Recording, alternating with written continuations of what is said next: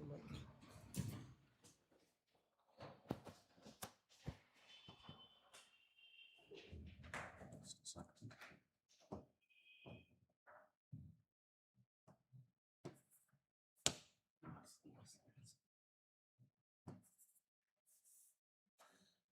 to change the color?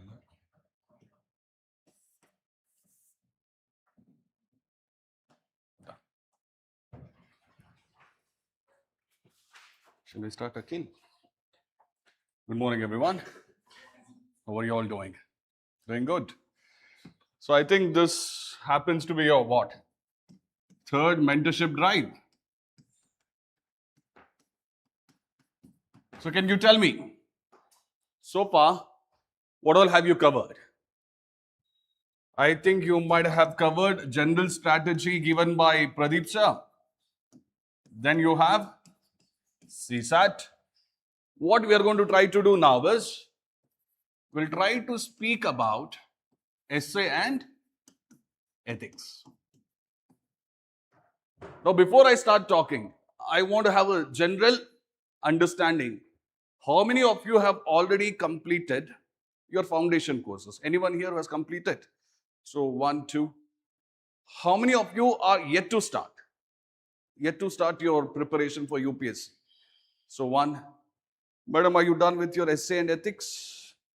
What about you, madam? Not done with essay. Ethics is done. Okay, good enough. See, in my years of experience, what I've observed is, even though these two papers cumulatively, they go for 500 marks cumulatively, many of this time, students tend to neglect it. They think that they'll come to these papers after they clear their prelims. And that's a very wrong strategy. Because if you look at UPSC trend, be it in essay, be it in ethics, is it a high scoring subject or is it a low scoring subject? It's a high scoring subject. You have the potential for that. You have the potential for it. So my advice for whomsoever is going to give their upcoming examinations, don't wait till your next prelims to start preparation for this. Start as soon as possible. Am I making my point clear? Now, what we are going to do as of now is, I'm going to discuss the basics of essay. Anyone here who has written more than 10 essays so far in the preparation? More than 10 essays? Madam, that's good. What was the last topic on which you wrote the essay? Was it a PYQ, non-PYQ? Okay, that's not a problem. I think you have your state PSC soon enough, I guess. Okay, all the very best. Anyways, come back, guys. So look into this. When we talk about essay, even rank holders, they're not scoring very high marks these days. For example, if I remember correctly, Madam Shakti Dubey had scored 100 in her UPSC examinations. All right, when it comes to essay. All of the papers, her marks was extremely good, but when it came to essay, it was on the lower side. Even last year, the first rank holder, he might have scored around 107. I don't remember the exact number. All of you following me? These days, if you score 115, many people think that's a very good score. Howsoever, I've had students who have scored 120 and almost nearing 130 as well. It's possible to score this much. Am I making my point clear? Now, what are the reasons why many people are scoring 100 or sometimes even lesser than 100? The reasons are quite simple. First and foremost, many of the students don't practice essay writing at all. Many of the students. Another major reason is they do not understand The demand of essay. The demand of essay. This is one more major problem. Another major reason is when it comes to content related to essay, most of the times I have seen students bringing their GS content. GS content. That might help you to get average marks, but it is never going to help you to score extraordinary marks in your essay. Keep that in your mind. Am I making my point clear? All of you. Another reason, if I can talk about, these days, if you observe your generation, in terms of reading habits, it's not as good as it should be. This is also creating good number of challenges for many students to score very well in their essay. All of you following me? And in the last few years, if you see, UPSC has also changed its strategy.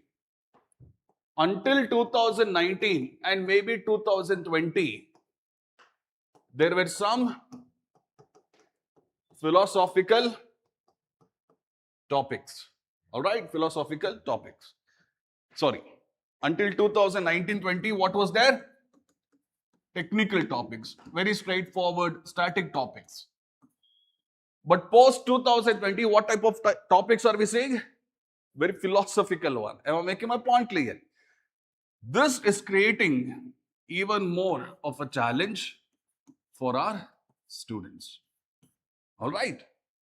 For example, if you've gone and saw 2021 essay paper, there's a topic.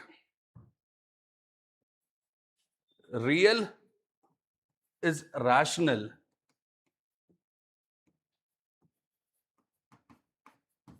Rational is real. This was one of the topics which was asked in 2021. Is it very easy to understand or is it on the difficult side of things? What do you think? Real is rational and rational is real. Is it very easy to understand or is it difficult? Go ahead. Let's interact. Come on. Madam, is it easy or is it a little bit complicated? But it's not impossible. Good. I like your confidence. All right. Now ask yourself, in 2021, what was the major event going on? You know the answer. It was COVID. Now during COVID period, many fake news about how to deal with this COVID was going on. Many fake news. For example, if you drink the Dettol or many other irrational things, it might help you to deal with COVID.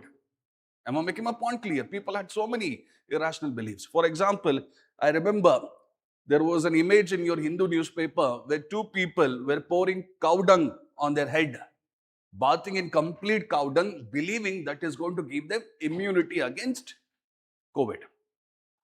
All of these things, all of these fake news, were they real? Were they rational? Or were they irrational? Am I making my point clear? All of you, when you are there in UPSC preparation, whatever information you come across, you think all of that information will help you or you have to consume that information in an intelligent manner. What do you think? Should you consume all the information or should you consume the information in an intelligent manner? Tell me that. In an intelligent manner. Likewise, when there is so much of news, including fake news, I should be careful on how I consume it. Whatever information is based on reality, I should focus upon. What is this reality? Behind this reality, there is a rational reason. Am I making my point clear? So when I take fake news, is it something which is based on reality or far away from reality?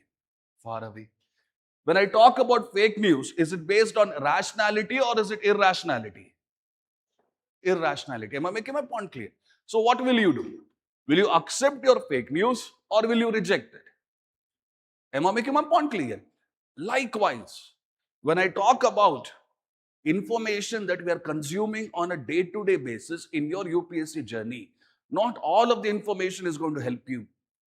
You should have the wisdom to choose what information is rooted in reality, how that reality is explained by human rationality. That type of an information you have to start consuming in your life. Am I making my point clear? Post 2021, there have been many essay topics of this nature. Our students, they find it very difficult to write an essay for 1,000 to 1,200 words per essay topic for these reasons. Am I making my point clear? That's the thing. Howsoever, you know this.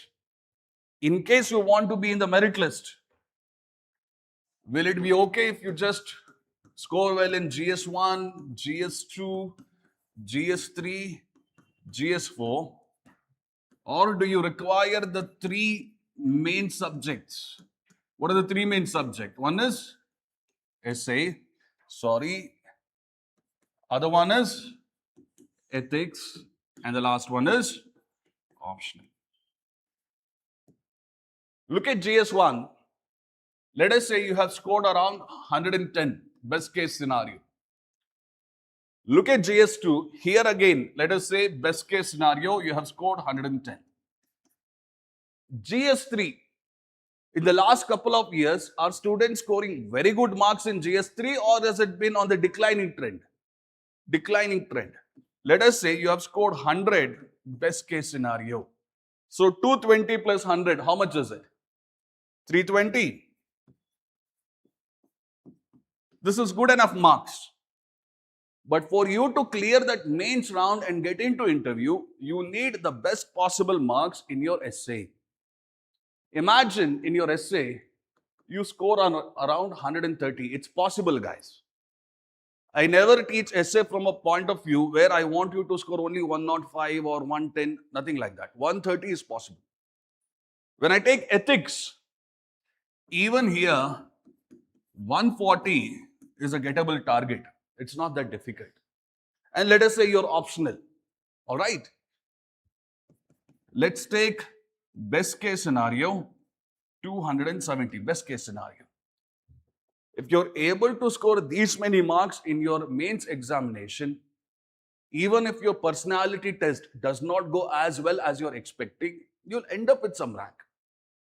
Is that not the reality? So my advice to whosoever is giving their examination in the upcoming time, start your essay preparation as soon as possible. Don't postpone it. Make it a habit. Every week, at least once, I want you to write an essay. Every week, at least one, especially on a day like Sunday. How do you spend your time, guys? Your weekly preparation. What's your name, sir?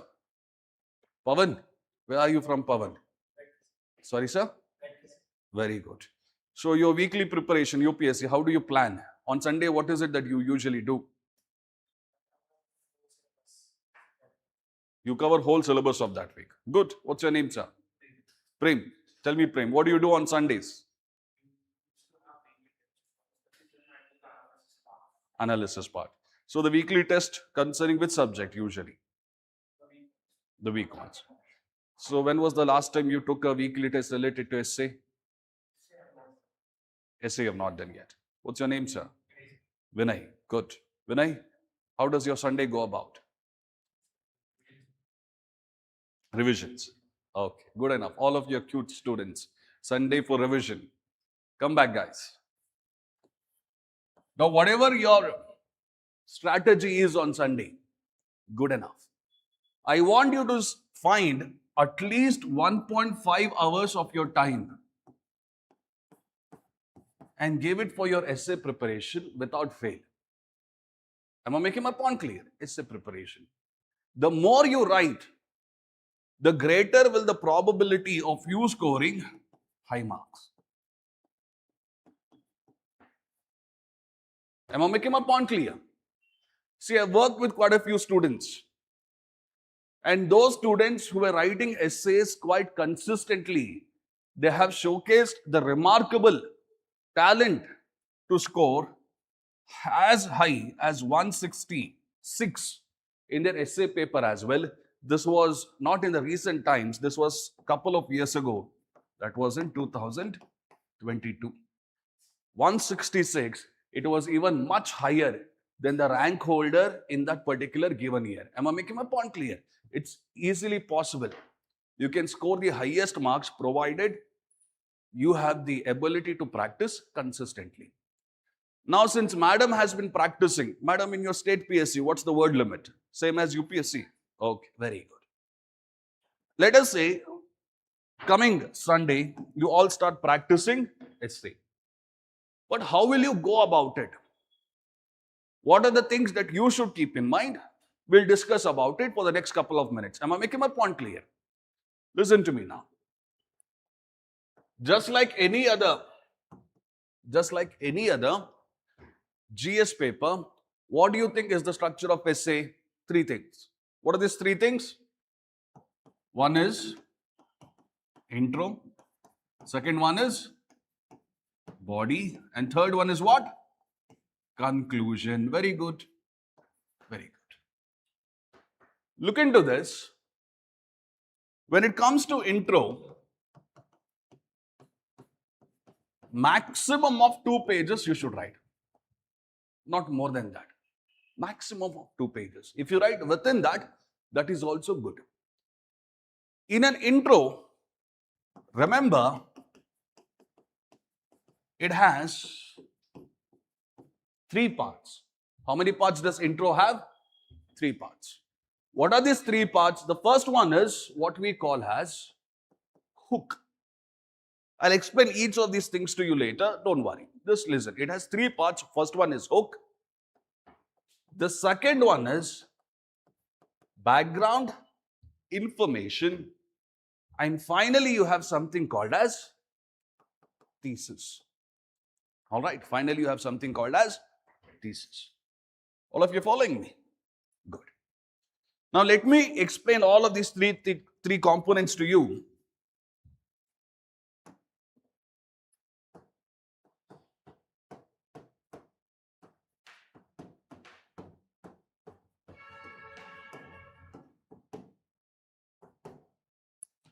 Wisdom finds truth. This was an essay topic which was asked in the year 2019. Look at the topic. Wisdom finds truth. Is it very difficult to understand or is it on the easier side? It is on the easier side. What is the meaning behind it? Can anyone tell me? Listen to me. Let us say all around me, what do I have? Information. When I make sense of the information, when I try to understand it, knowledge is born. Am I making my point clear? At a later stage, you have something called as wisdom. Am I making my point clear? Wisdom develops in you. It accumulates in you. When you're able to enrich whatever knowledge you have already gathered with experiences of life. With experiences of life. Am I making my point clear? So which one is on the higher side? Is it knowledge or is it wisdom? Is wisdom something that you get by attending some course or is it a lifelong pursuit? What is it? Wisdom, is it a static thing or is it a dynamic thing? Dynamic thing, am I right? So once you have accumulated this wisdom, that is when you're going to find the truth that you're searching for. All of you are following me? The truth that you're searching for. So let us say you are supposed to write an introduction for this topic. What should be the maximum length of this introduction? You know the answer. Go ahead, tell me. Maximum length. 1 pages or 2 pages? 2 pages. Very good. Listen to me now.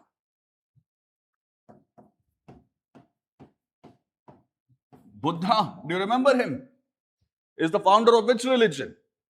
Buddhism. Very good. Now, one day what happened? Buddha was sitting in a village.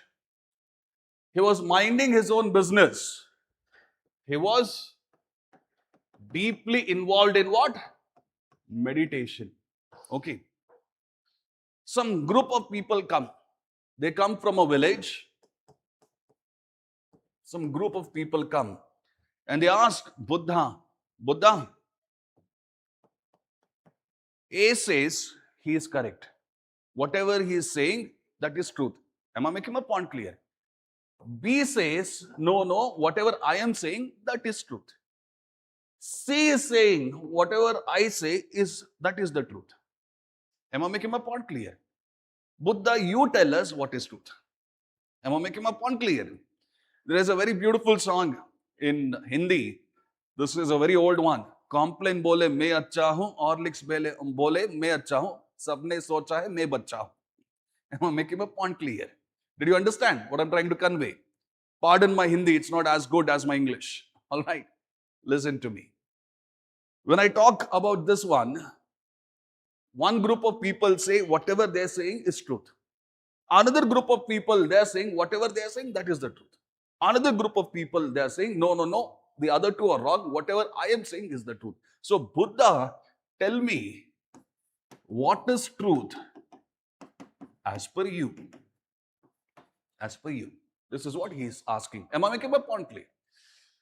Buddha, he thinks for a few seconds and then he says to all of these group of people, truth is something that cannot be taught only.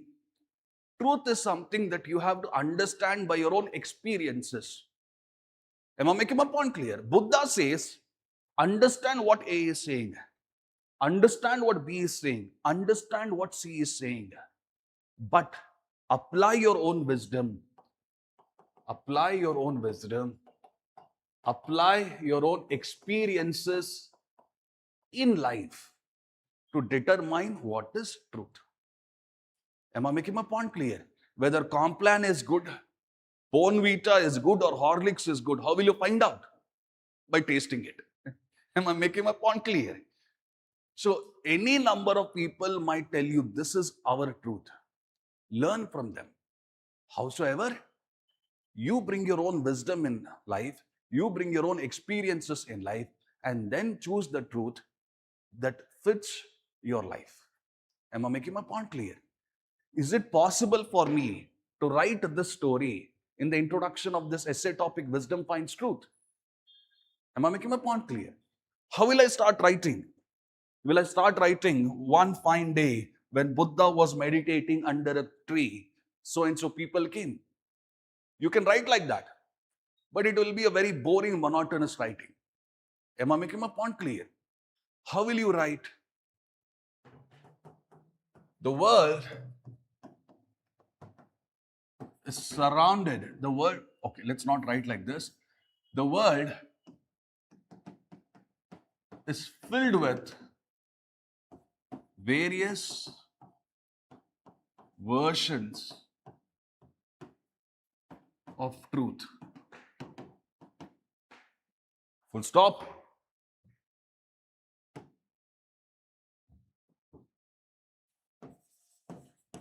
Many a times, we are puzzled by these many truths, and often wonder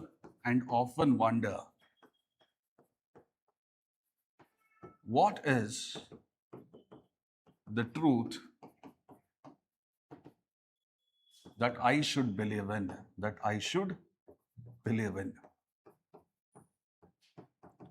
Let us say you've given a small context like this.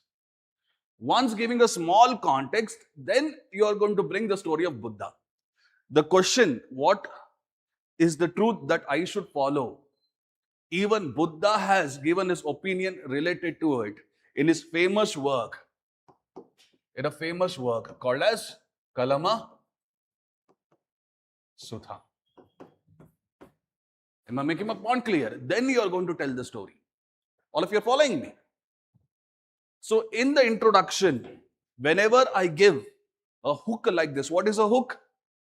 Imagine you're fishing. At the end of the fishing rod, will you not find a hook? Through that hook, what would we have pierced? Some sort of an earthworm or any other bait, we call it. B-A-I-T bait. So when we throw that hook into the water, who will get attracted by it? Your fishes will get attracted by it. The moment they pounce upon it, we reel it back in. Am I right or am I wrong?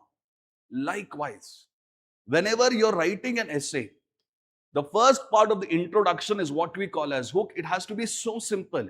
It has to be so engaging. It captures the mind of the reader very well. Am I making my point clear? In case if it does not manage to capture the mind of the reader, you might not be awarded such high marks in your UPSC preparation. All of you are following me? Am I making my point clear? Look into this one, guys. So you know what a hook is. Most of the times when I'm evaluating essays, people give hooks based on anecdotes. All of you following me? People give hooks based on anecdotes. What do we call anecdotes? Another easy name for it is what? Real story. All right, real story.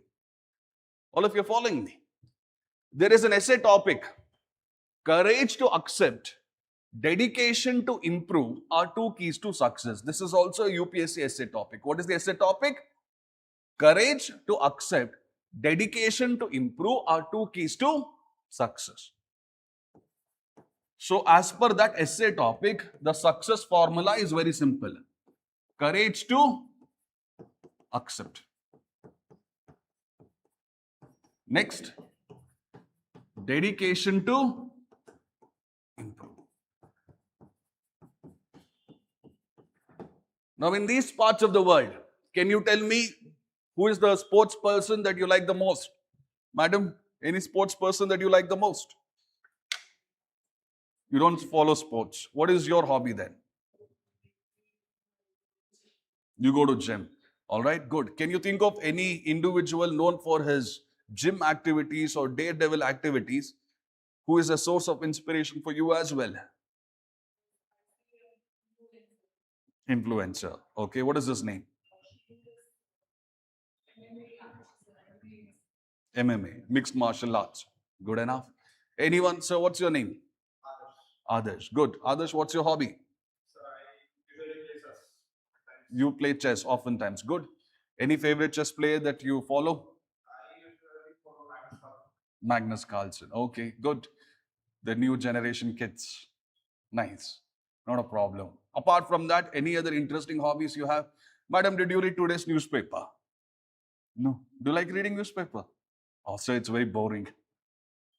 Please do read newspapers. I'll tell you the importance of it. Okay. There's this guy whose name has come in today's newspaper. Nirmal Urja. People used to very famously call him Nims Dai. All right. He's a mountaineer, guys. He's a mountaineer. Okay. He's a British Nepali. You might have heard of Gurkhas. Yes. Now, most of the mountain peaks that are there in this world, he has trekked all of these mountain peaks and not just that, not during comfortable months, during difficult months. You might have heard of something called as K2 mountain peak. Am I making my point clear? He made a trek towards that K2 mountain peak, not in summer season, but in winter season when the conditions are very rough. Am I making my point clear? He had a project. The name of the project was Project Possible. Project Possible. So through this project possible, he wanted to show the world. He wanted to show people like you, people like me as well, that if you have the courage to accept your limitations, am I making my point clear? If you have the courage to accept the challenges that are there in front of you and showcase the dedication to improve consistently, you can achieve even what some people think is impossible. Am I making my point clear? All of you. Now, this Nirmal Pooja, is he someone, an imaginary figure, or is he a real figure, a real personality? That is what we call as an anecdote. Am I making my point clear? There is a Netflix documentary on this NIMS die. I think the name of the documentary is Project Possible only. If you have time, please do watch it. It's very good one. Am I making my point clear? What I'm trying to convey to you is this.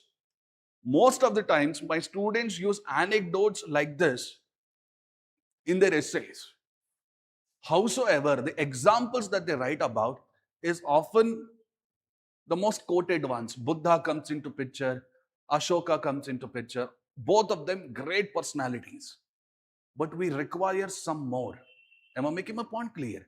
People talk about MS Dhoni, people talk about Virat Kohli, the same personalities. We want some diversity here. And the only way you're going to get this diversity is by reading newspaper, is by developing a reading habit. Am I making my point clear? Let us say the moment I talk about President of India, who comes to your mind apart from the present president, Draupadi Murmu? Who do you usually write in your answer booklets? Dr. APJ Abdul Kalam, am I right? Almost every other day when I'm evaluating essays, at least once I'll come across Abdul Kalam. At least once I'll come across Swami Vivekananda. Nothing wrong with it. Please do bring them. But there should be some diversity in the kind of anecdotes that you quote, the kind of people, the kind of events you quote in life. Am I making my point clear? Why do you think most of the people use anecdotes when they're writing introduction? Is it because it is very difficult or is it because it is easy? What do you think? Examples are easy to remember. All of you following my point? Very easy to remember. However, I believe when you're writing hook,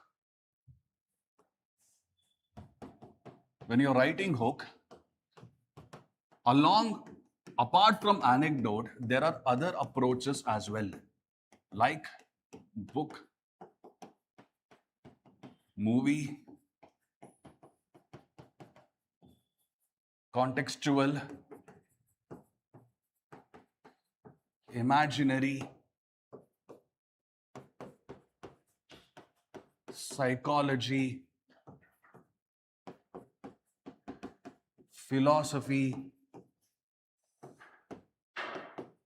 rhetorical, and like this, it continues. Like this, it continues. Most of the times, students use only this one. They do not explore these type of options at all. That is why they do not end up scoring the best possible marks. All of you are following my point? Let us say I give you the same topic, courage to accept and dedication to improve are two keys to success.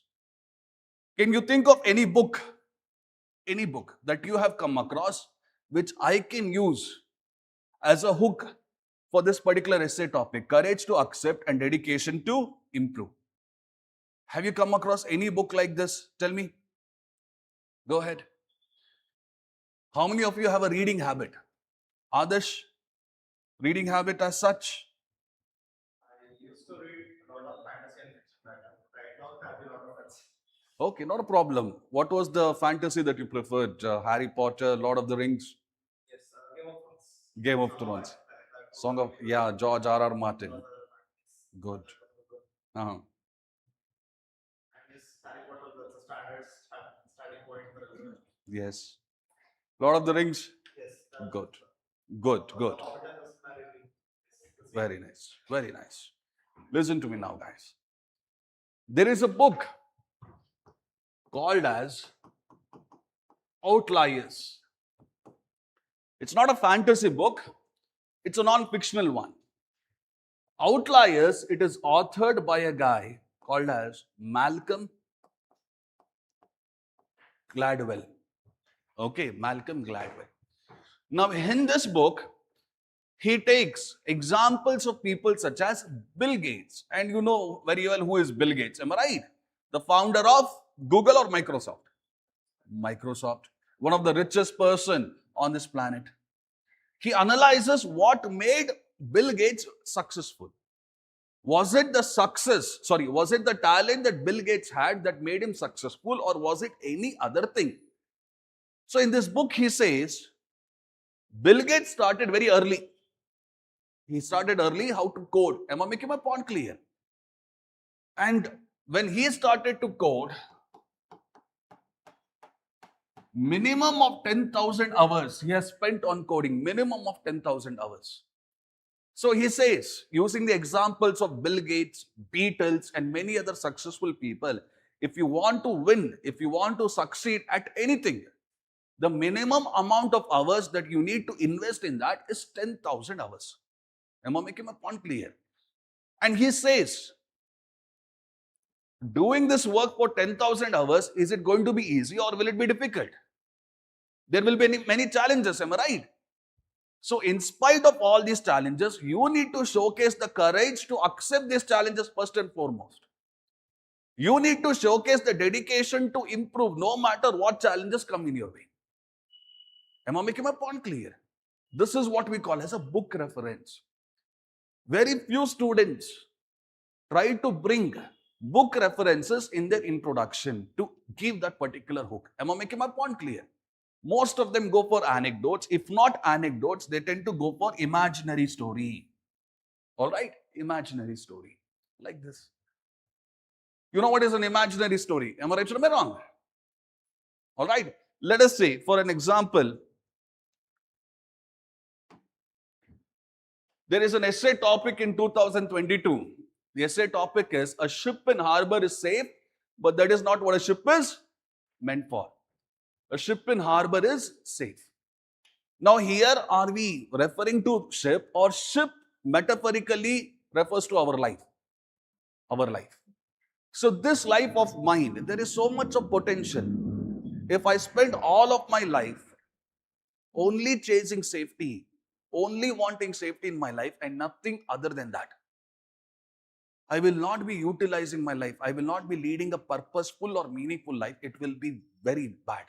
Am I making my point clear? A ship in harbor is safe, but that is not what a ship is meant for. I want to write a hook based on imaginary story. How will I write it?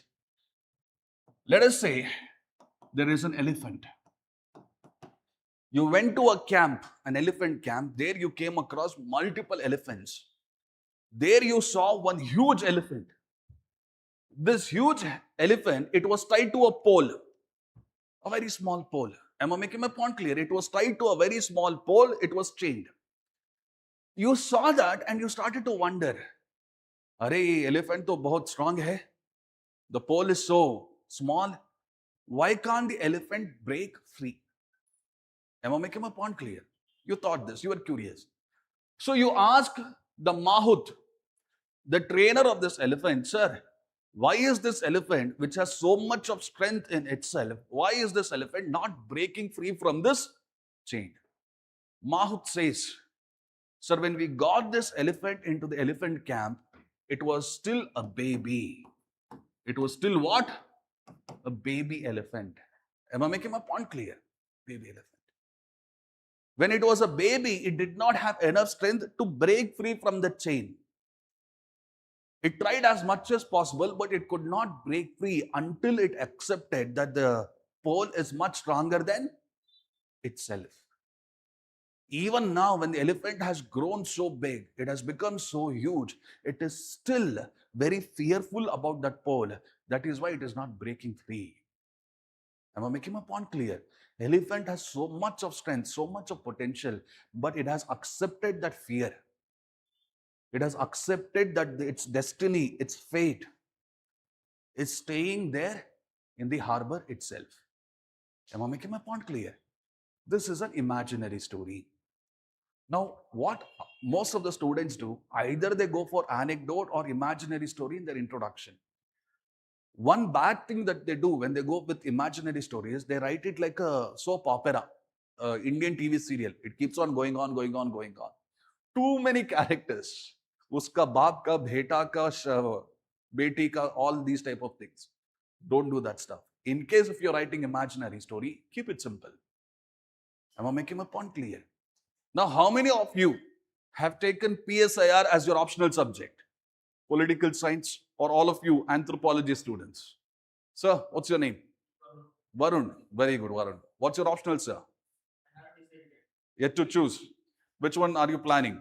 Just give me something. Thought so. Anthropology or PSIR. Listen to me.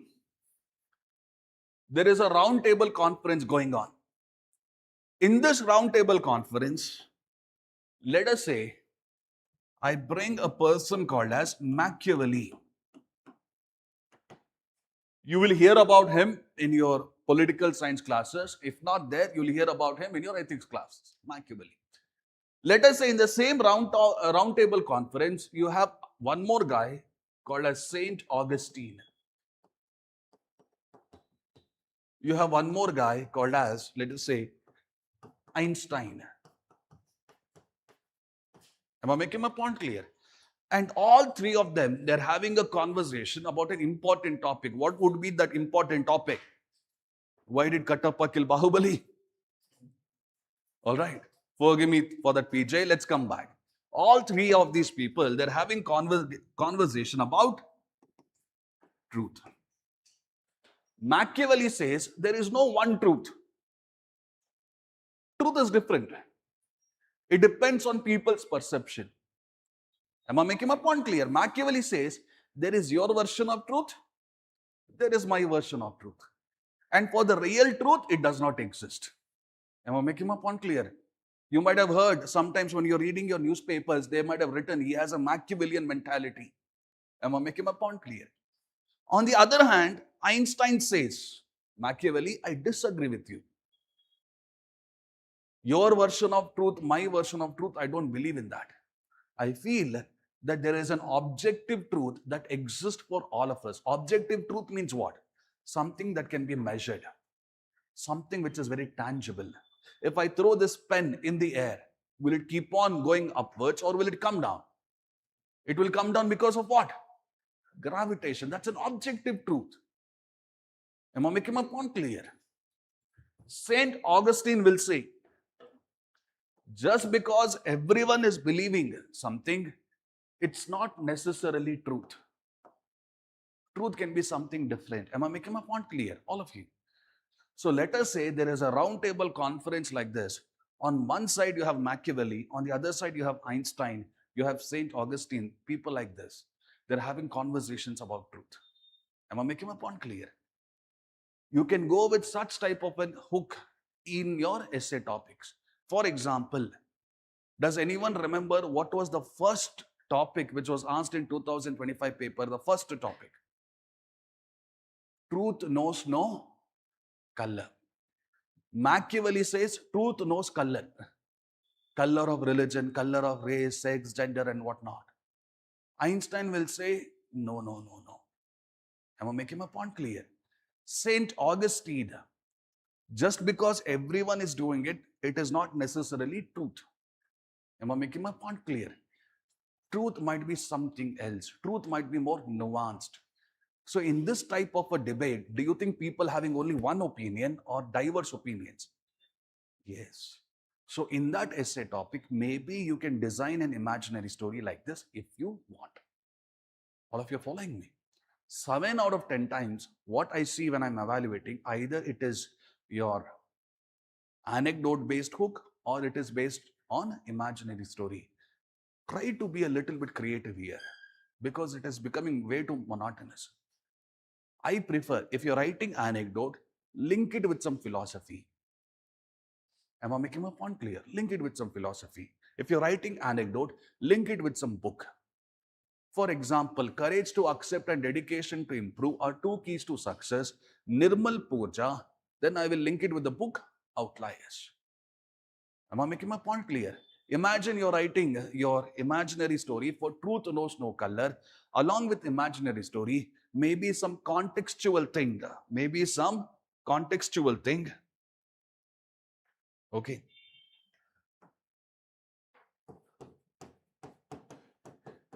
You know what is contextual?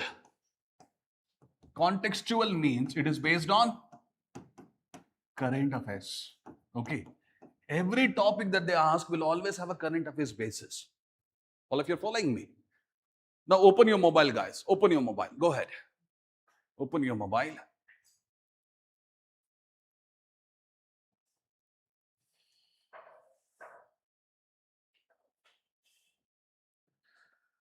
Google 2025 essay paper. 2025 essay paper.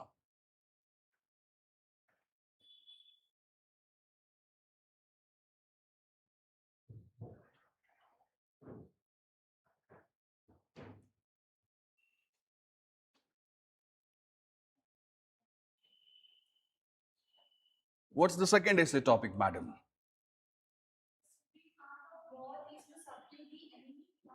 Yes. Simple enough. The supreme art of war is to subdue the enemy without fighting. This is your Sun Tzu quote. All right. The art of war. He has written a book like this.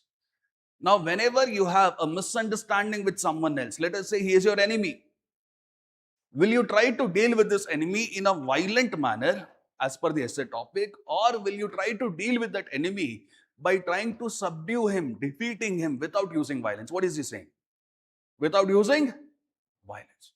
Now, the question to you is this: why did they ask this topic in 2025? What was the reasoning behind it? What was the current affairs behind it? All right. Sir, at the last, what's your name? Sorry, sir? Vinay. So there are two Vinays here, is it? Your name is also Vinay, if I'm not wrong. So, Vinay, why did they ask this topic in 2025? How long have you been a UPSC aspirant, sir? Last. Okay, not a problem. You might have heard of this guy called as Donald Trump. What is this Donald Trump trying to do these days when it comes to economy? Is he trying to go for more globalization, or is he trying to impose more tariffs? More and more tariffs. Am I right or am I wrong? I'm putting 10% tariffs on you, 150% tariffs on you, like this he says. So when he's putting so much of tariffs, what will the other countries do? Will they accept or will they try to negotiate? Am I right or am I wrong? I don't want 150%, 18% is fine for me. That is what Donald Trump wanted from day number one. Am I making my point clear? The supreme art of war is to subdue the enemy without fighting. Using this trade tariffs is trying to defeat his enemies, countries, without fighting. Am I making my point clear? This is one of the current affairs reasoning behind it. You might have also heard of a country called as China and its ambitious project that tries to connect multiple parts of the world based on an ancient system that existed thousands of years ago. Which project am I talking about? It starts with the letter B, Belt and Road Initiative. Imagine I'm China, I'm trading with India. I'm making India as my economic partner, as my infrastructure partner. India is dependent on me. So if there is any misunderstanding, do you think India will retaliate against China in a very violent manner, or will we try to negotiate and find some middle marga? Right? The supreme art of war is to subdue your enemy by making your enemy economically dependent on you, even without fighting. Am I making my point clear? It is as simple as that. Supreme art of war. Am I making my point? Imagine there is one more person. I'm fighting with him. I might use violence. That's one option that I have. Another option that I have is instead of fighting, why can I not make that fellow my friend? When I convert an enemy to a friend, I may not winning at the end of the day. That's the supreme art. All of you following me? If you look at countries such as Bhutan, countries such as Nepal, we have ties with them. These ties, are they based on your economy, or are they based on friendship, treaty of friendship? Do you remember something like this? Simple enough.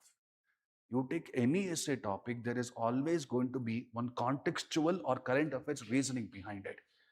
Am I making my point clear? So in my hook, maybe with an anecdote, a current affairs thing, maybe with an imaginary story, some current affairs thing. If you want, you can do like this. All of you are following my point? So be a little bit creative. Yesterday, I was evaluating an essay of a student of mine who's going to write mains this time around. He wrote an essay and he asked me, Sir, will this essay fetch me a total of 105 marks in UPSC? I felt very sad. What have I told you? Minimum 120, 130 is possible, guys. There is so much of fear in the minds of the people. They're willing to settle. Don't settle in life. Push yourself. Am I making my point clear? Be creative. Like this, there are many hook approaches. I've just told you about anecdote, imaginary story, book references. You can try to bring movie. You can try to bring psychology. Have you guys heard of this mindset? A mindset called as growth mindset. Sorry, madam. Somewhat correct. This theory was given by a person called as Carol Dweck. So what Carol Dweck says, it's not your talent that determines your success. It's not the privileges that you're born into that determines your success. It's the resilience of your mind. Most of the people, when they're confronted with some challenges, rather than tackling them, they run away. They run away. On the other hand, people who have growth mindset, they might not be very talented people in the room. They might not have so many privileges like other people in the room. But people who have growth mindset, they have something called as grit. All right. If I have to use a simple term, stubbornness. You know what is stubbornness? Not changing so easily. There's something called as grit. This grit is a combination of passion. This grit is a combination of passion plus perseverance. All right, passion plus perseverance. People who have grit, people who have passion, people who have perseverance, the moment they see a challenge, they don't run away from it. Rather, they try to tackle it. Rather, they try to surmount it. That is growth mindset. Very few people have that growth mindset. That is why they succeed. Very few people. So whenever you're confronted with a bitter experience, should you feel very sad about it? Or should you learn from that bitter experience, translate that bitter experience into a best lesson, and then move about in your life? That is what you're supposed to do, right? Let us say I make you open your 2025 essay paper again. Please open it. Please open it again. Please open it again. All right. Where will I use? Where will I use the growth mindset strategy that I've just told to you as of now? In which essay topic can I use it? Whenever a bitter experience comes in your life, yes, best lessons are learned through bitter experiences. Rather than writing just an anecdote, along with an anecdote, maybe this psychology concept that can help you. Am I making my point clear? That's about it. Like this, there are many psychology topics, all right? I'm supposed to talk about your essay as well as ethics, so I'll try to keep it brief. So when it comes to introduction, be a little bit creative. All of you following me? Now let us say in the introduction, I have written my hook. In the introduction, I have written my hook. This is the first part. What is the second part? Background information. Courage to accept, dedication to improve. I have given the essay. Can we add fictional books based on popular stories or based on Yeah. famous fictional Famous fictional characters, yes, you can do that. That's not a problem. Do you remember book references? So there, non-fictional books also works out. Fictional books also works out. Many people, they usually write about these fictional characters like Paul Coelho's Alchemist. All right. But my advice to you is this. There are a set of books that students keep on writing about. Paul Coelho's Alchemist, Wings of Fire of your Dr. APJ Abdul Kalam. Rather than these books, try to develop a reading habit. Am I making my point clear? Try to bring those fictional books here. Have you heard of a book called as War and Peace, written by a guy called as Leo Tolstoy? So maybe some aspects of that book you can mention here. Sir, War and Peace is a very big book. I don't have enough time to read that book because I'm a UPSC aspirant. I can understand your challenge here. There are websites. There is a website, if you want, you can make a note of it. It is called as Spark Notes. It's called as Spark Notes. There is one more website called as eNotes. Okay, Spark Notes, one more thing called as eNotes. So let us say I want to understand the gist of War and Peace written by Leo Tolstoy. I just go to Spark Notes and read the gist of that particular War and Peace. Am I making my point clear? Like this one.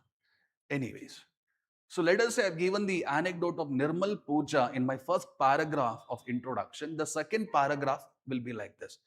Just like how Nirmal Puja or Nymphs Die showcase the courage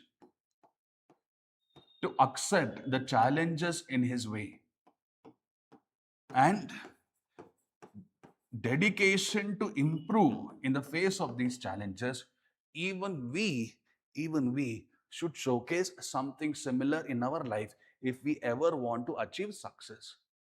So what am I doing in background information? Whatever hook I have given in the first paragraph, I am explicitly means what? Directly, visibly connecting that to which one? The essay topic. Background information is a must, guys.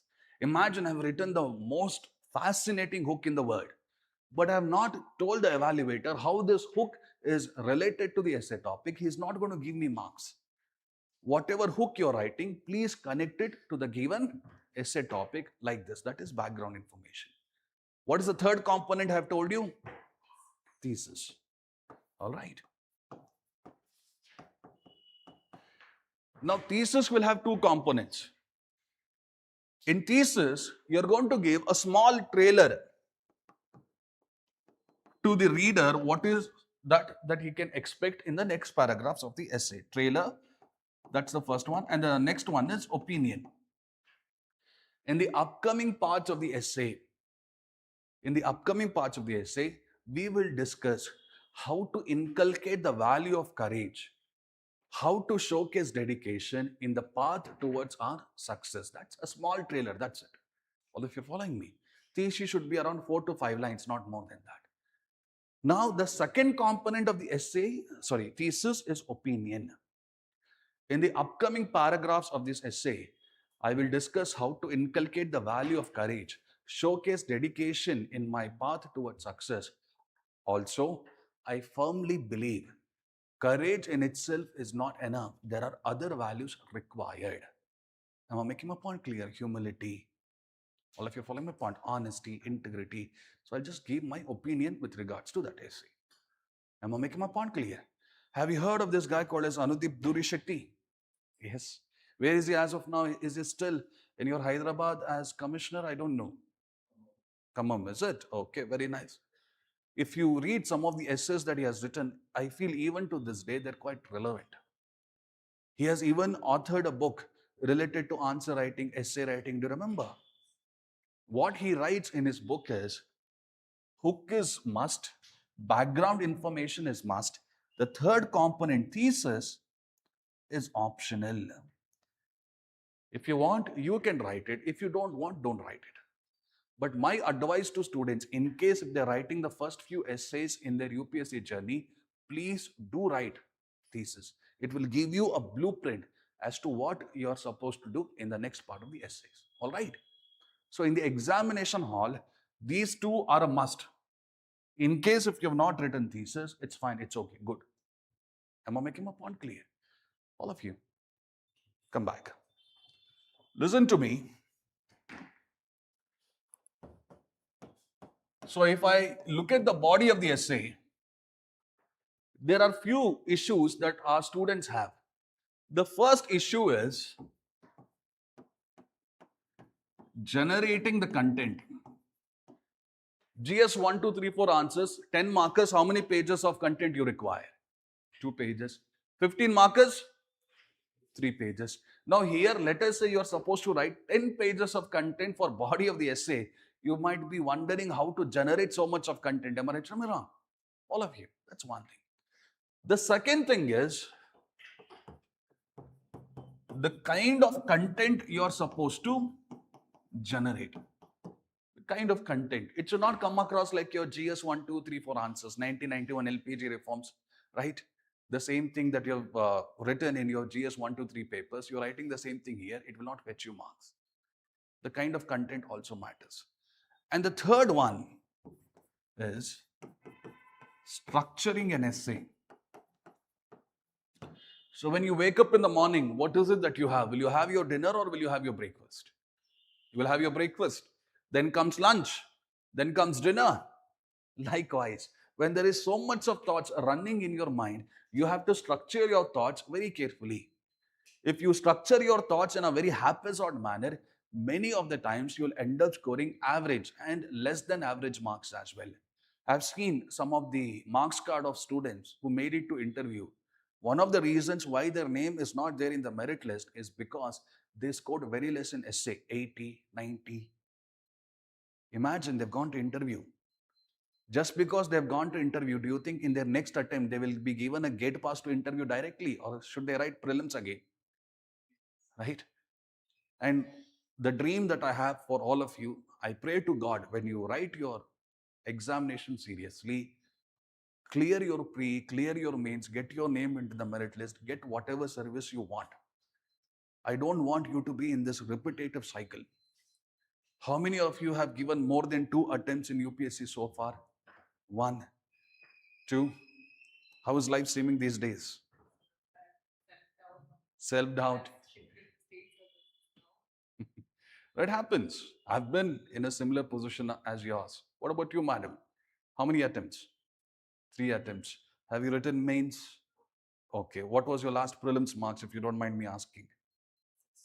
60. All right. Yes. Imagine this. There was a friend of mine. He went to interview. He couldn't crack the interview. His name was not there in the merit list. There was only one more attempt left. So he started preparing for that attempt, but he had a lot of self-doubt, fear as well, last attempt and all of these things. He was also aging. So with all that fear, he gave his last 6th attempt. He did not even clear 3. Am I making my point clear? Imagine his whole world would have collapsed. So whenever you get the opportunity to write the examination, again, do it in such a sincere and serious manner that your name is there in the merit list, you get whatever you want. Don't leave any stone unturned when it comes to UPSC exams. All of you are following me? So my dear friends, when it comes to generating the content, people have 2 approaches here. One approach is what we call as template approach. Template approach. So template approach is nothing but basically, it's basically a formula approach, a formula one. So a plus b the whole square is what? A square plus b square plus 2ab. Likewise, we have certain formulas to generate 10 pages of content in your examinations. What are these formulas? The first one is what we call as temporal approach. In temporal, you generate some amount of content keeping past in mind, keeping present in mind, keeping future in mind. Okay. Past, present, and future. Let us say I have given you an essay topic. What is real education? Question mark. This is a UPSC essay topic. What is real education? Now, do you think whatever education system we have as of now, in our country, we have had the same education since your ancient period, or was it different? In ancient period, what did we have? Guru Sishya Parampara, Vedic system of education. Was it real education? Maybe some content on it. In the present education system, whatever we are learning, is it real education or there are aspects of non-reality associated with it? It doesn't have that reality aspects most of the time because we do something called as rote learning. Am I right or am I wrong? We are more into books. We are not so much into hands-on experiences. You guys agree with me? So I will generate some content keeping past in mind, generate some content keeping present in mind, and then comes future. What should be real education moving forward? Am I making my point clear? This is what we call as temporal approach. Along with temporal approach, there is few more. The second one, we call it as SPIRE framework. SPIRE. Now, SPIRE, S stands for spiritual, P stands for physical, I stands for intellectual, R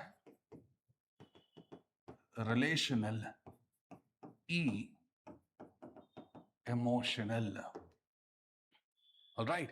S for spiritual, P for physical, I for intellectual, R for relational, and E for emotional. All right. SPIRE framework, we call it. Now listen to me carefully. I made you open your 2025 essay paper, and in the 2025 essay paper, they had given an essay topic: best lessons are learned through bitter experiences. Imagine there was a bitter experience in my life. I learned a best lesson in terms of spiritual. Do you remember your Buddha? As Siddhartha, when he went outside the palace premises, did he come across very sweet experiences, or were they bitter experiences? Bitter experiences. But from these bitter experiences, he managed to learn a best lesson, especially in the domain of spirituality. Likewise, physical. You might have heard of this lady called as Arunima Sinha. All right. Arunima Sinha was a lady who wanted to be part of your armed forces. Howsoever, when she was traveling in a train, in a robbery attempt, a robber pushed her outside the moving train and she fell on the opposite track. She was unable to move. And unfortunately for her, when she was laying on the track, there was a train coming from the opposite direction. It ran on her leg and she lost her leg. It was a bitter experience. Nevertheless, there was so much of potential energy in her. She got prosthetic legs and she started to trek mountains, including your Mount Everest. Am I making my point clear? Bitter experiences can make you change or learn something best in terms of physicality. I is intellectual. Do you remember your Edison? Edison failed thousands of times, bitter experiences. But what did he learn from all of these bitter experiences? Best lesson. Every failure is an opportunity to learn, to be better. That's what he learned. Then comes relational. Let us say there are misunderstandings, there are fights, whatever bitter experience has happened, has happened. But when you start to listen to each other, when you empathize with each other, the relation also improves. Am I right or am I wrong? Then finally comes emotional. All of you following me? Whenever you're unable to clear your examination, how do you feel? Will you feel very happy or will you feel very sad? Obviously. Howsoever, that bitter experience of sadness, if you're able to channelize it, learn the best lessons, why I failed in this attempt or whatever it might be, and you try to implement it before the next examination, maybe you're going to win. So using that framework, we generate a little bit more content. Am I making my point clear? SPIRE. Likewise, you have few more. You have something called as different walks of life. Different walks of life. What is this different walks of life? From an individual angle, then societal angle, good, then organizational, then national, then international. Okay, like this. This is different walks of life. Am I making my point clear? So 3 approaches I've told you. There are a few more. The fourth one is multi-dimensional approach. In this multi-dimensional approach, what we usually do is we go for your subjects. Let us say one dimension from a polity angle, another dimension from a economic angle, another, let us say, from science angle. All of you following me? Let us see another from your technology, from environment. Let us say legal. Let us say ethics. Like this, I can write so much. All of you following me? Like this, many of the subjects you have studied in UPSC will come. This is what we call as multi-dimensional approach, or in some books, they call it as pestle approach. All right, pestle approach. This is multi-dimensional. Likewise, you have two more. The next one is your problems and solutions. Problems and solutions. Okay. Let us say they have given you an essay topic. A ship in harbor is safe, but that is not what a ship is meant for. Now, what are the various reasons why we stay in harbor? Because of this, what are the problems that are caused in his life, in our life? Am I making my point clear? And solutions to overcome it. So, using these problems and solutions, you can generate few more pages of content. Am I making my point clear?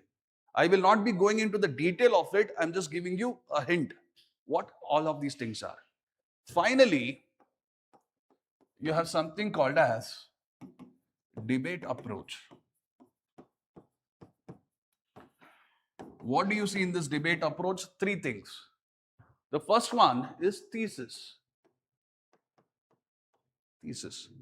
The second one is antithesis. And the last one is synthesis. I'll give you an example. Open your 2025 essay paper, guys. Come on. Open your 2025 essay paper. Okay.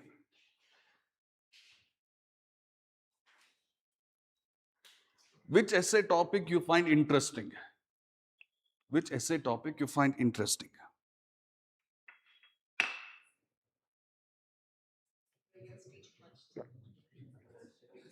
The years teach much than the days. Okay. So when you joined UPSC preparation, you had a lot of energy, right?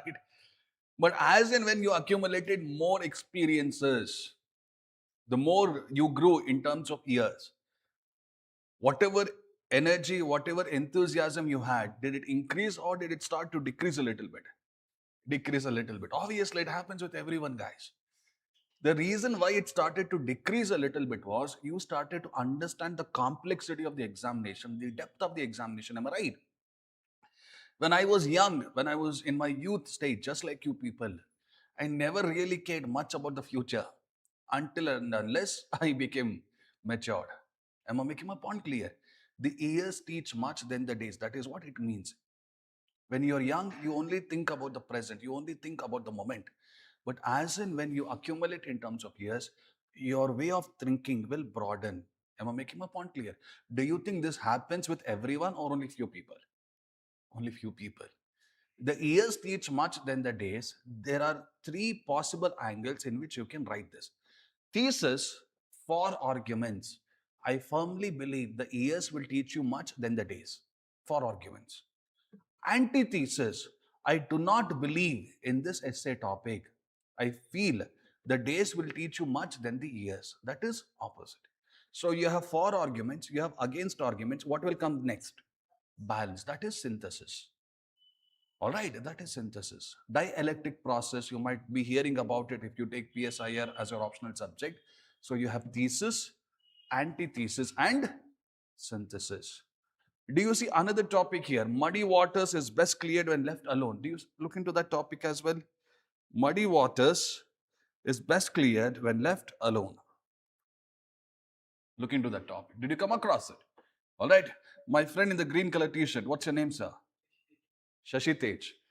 Just the difference in first name. Shiva Tej, Shashi Tej. All right. Any possible connection? Yes. What's the connection? Brother, is it? Nice. So, sir, muddy water is best cleared when left alone. What do you understand by it?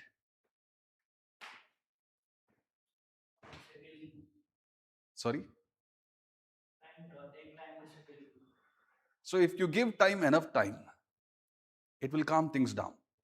Imagine there is a glass of water. In that glass of water, I've put some water and I've put some mud as well. In the initial part, where will the mud be? In the topmost portion. What will happen at the end of the day? Will the mud still be at the topmost portion or will it be at the bottom? Bottom, am I right? I don't know about you. I've met many students in my life whose major problem is overthinking. Am I right or am I wrong? Overthinking, overanalyzing, even the simplest of things, they want to think from 360-degree angle multiplied by 3. Am I making my point clear? The best thing that you are supposed to do when you're confronted with something is not to take an impulsive decision then and there itself. Just chill, Maro, yaar. Come on. Thoda time le lo. So when you take some time, when you bring some patience in your life, those muddy waters will clear by itself. It will settle down by itself. That is what this essay topic is saying. So what I am expecting from you is very simple. Muddy water is best cleared when left alone. 4 arguments for it. Muddy waters is best cleared when left alone against arguments. And what comes later? The synthesis, the balanced part. Am I making my point clear? So this is about generating the content, one of the major problems you have with body of the essay. But let me be even more frank with you guys. When I was an aspirant and I was writing based on this template or formula approaches, UPSC was used to giving me marks. I scored very well. But when I see the changing trend, if you're going to apply pestle, multidimensional, debate approach everywhere, do you think UPSC will give you marks or do you think they have started to award less and less marks? Less and less marks because many people are doing the same thing. Many experts across your YouTube are conveying the same message to you. So there should be some originality. All right? There should be some originality. Am I making my point clear? So the approach that I prefer in terms of generating the content is not your template approach, but rather I prefer something called as questioning approach. Questioning approach.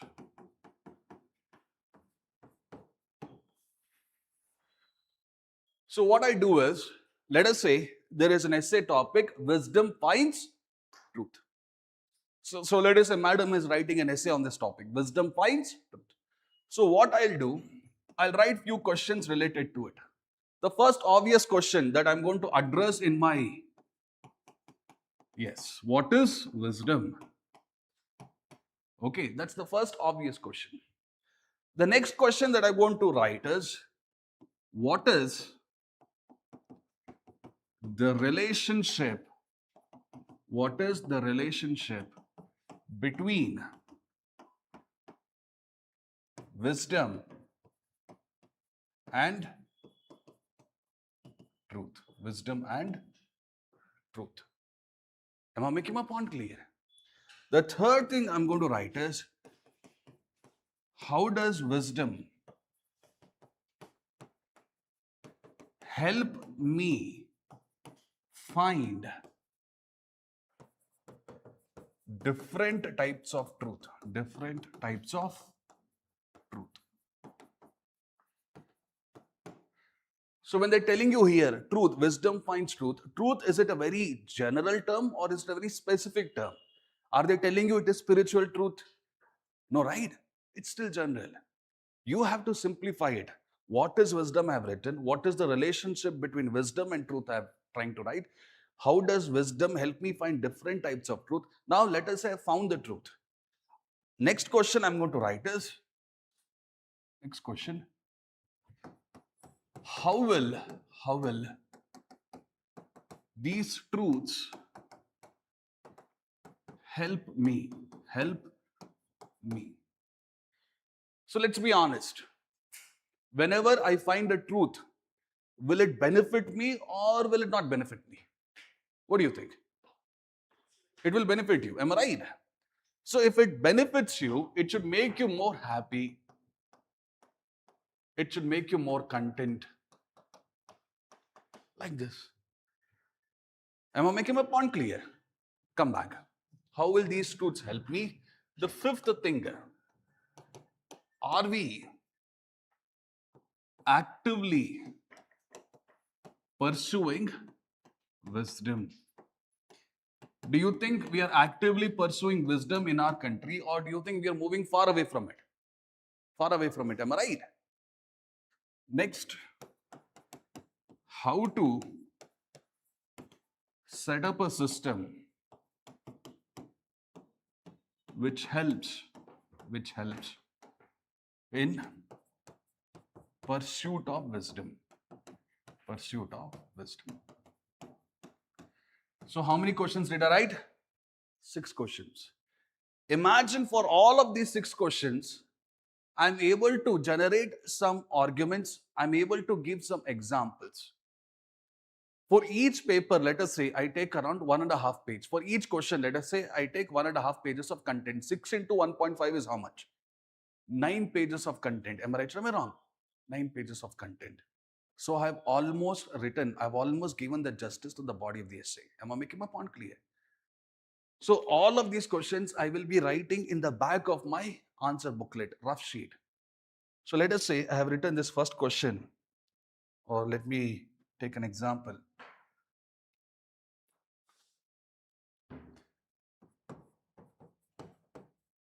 How does wisdom help me? How does wisdom help me to find truths? Listen to me. So I have wisdom. So I have found truth related to spirituality. I have wisdom, so it has helped me to discover truth related to social and political. I have wisdom, so it has helped me to find truth related to reality. Am I making my point clear? Like this, let us say, I have wisdom, so it has helped me to find truth related to my existence.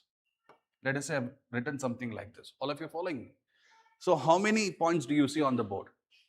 4 points. All of you are following me? So, will I mention in your essays all these 4 points in a point format, or will I keep it in paragraph? Essay means paragraph, no points whatsoever.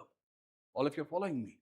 So, let us say wisdom, when we actively pursue wisdom, we find the spiritual truth that we are searching for. This is the argument.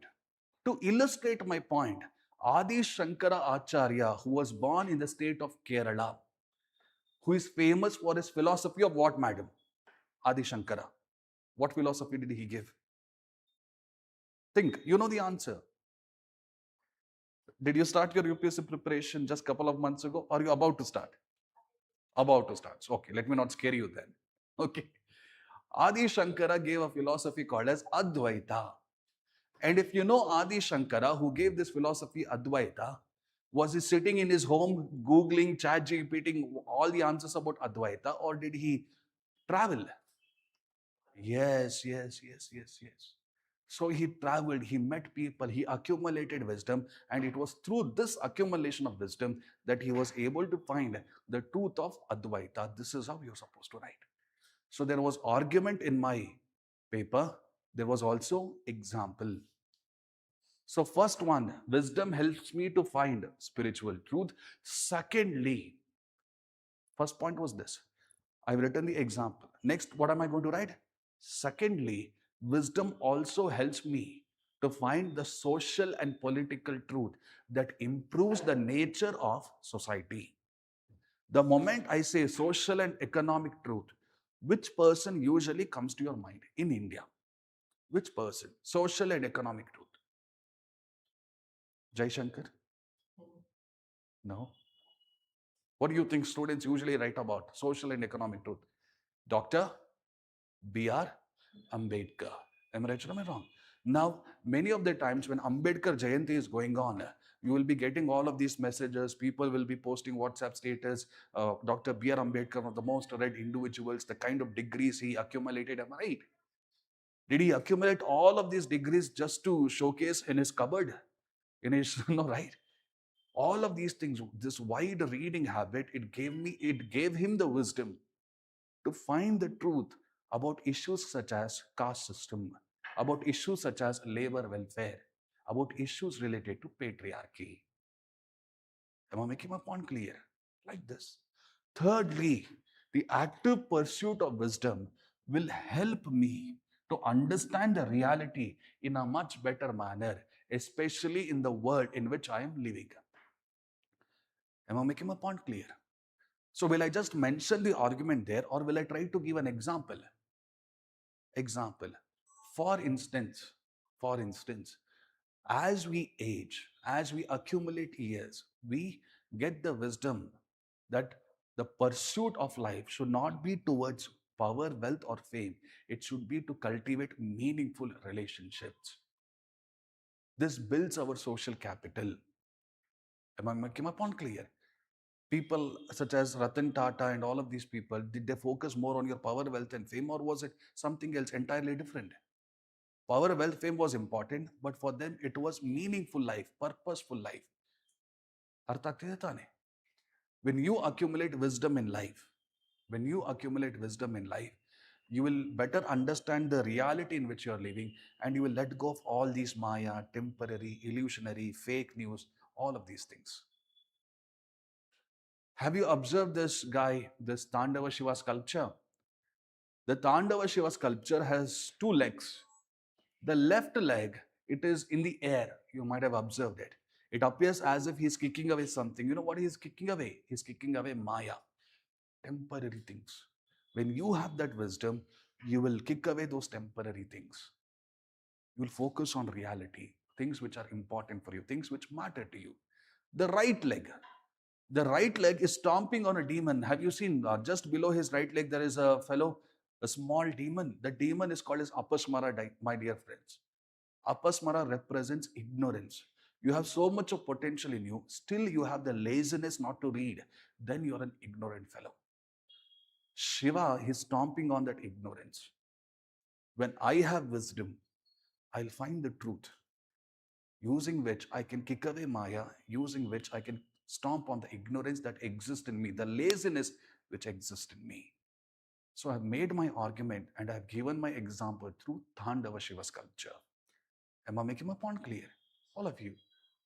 Whenever you're writing an essay, keep it simple. Whenever you're writing an essay, bring some current affairs as well, like fake news, wherever it is necessary. Artha agtiya tane? All of you are understanding. I'm not discussing all of the questions with you. I just gave you one question and how to go about it. Am I making my point clear, guys? Come on, come on, come on. So like this, you can generate content as well. That's not a problem. All of you are following me.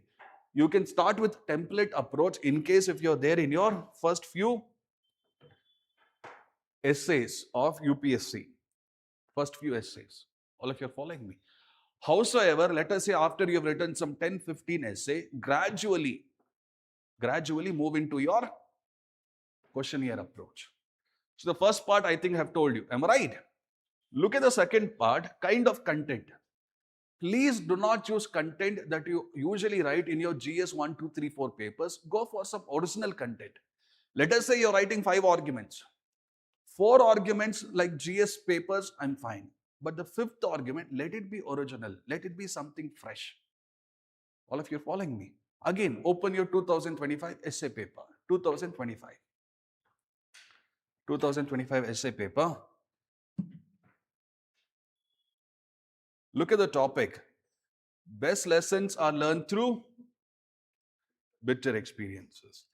Now, can you tell me any interesting angle that we can write here? Original content.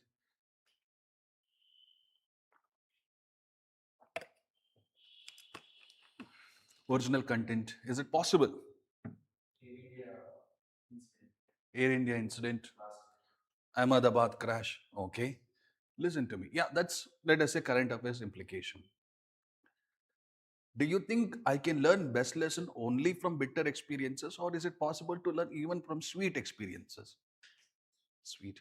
Do you think in our life we have only bitter experiences, or we have sweet as well? Sweet. And then there are some experiences which are bittersweet.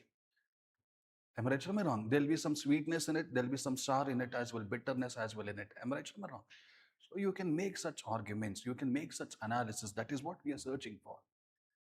And do you think I should only learn from the bitter experiences of my life, or should I have the ability to learn from the bitter experience of someone else as well?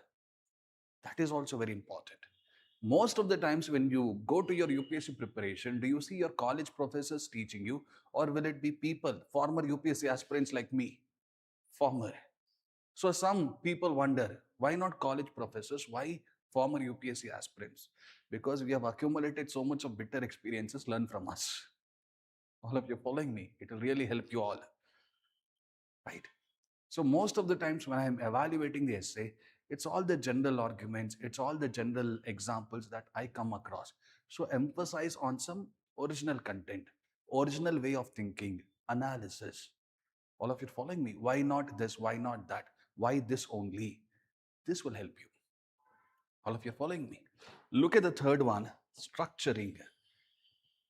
So here I want to take some time and explain.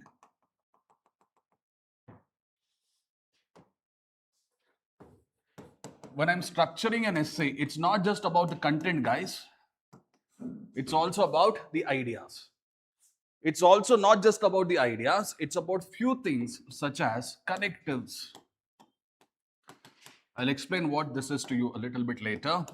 Then I have something called as coherence.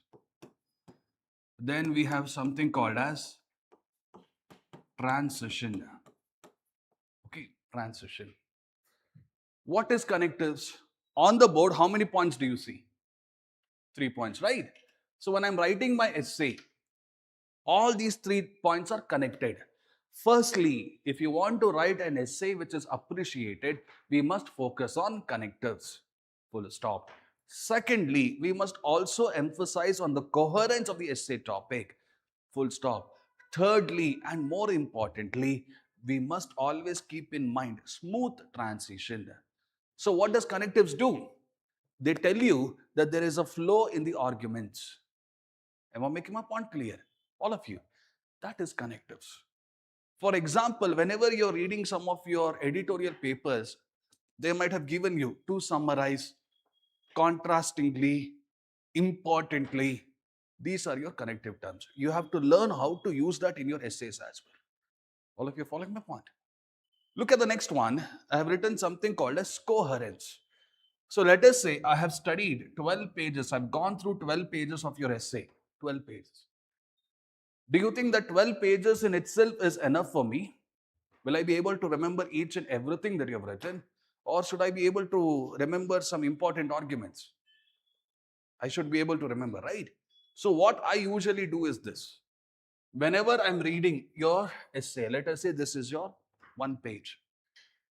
All right, this is your 1 page. You have written 2 paragraphs. First one, second one. Once I have read your first paragraph, I'll just ask myself, what is the most important point my student is trying to make?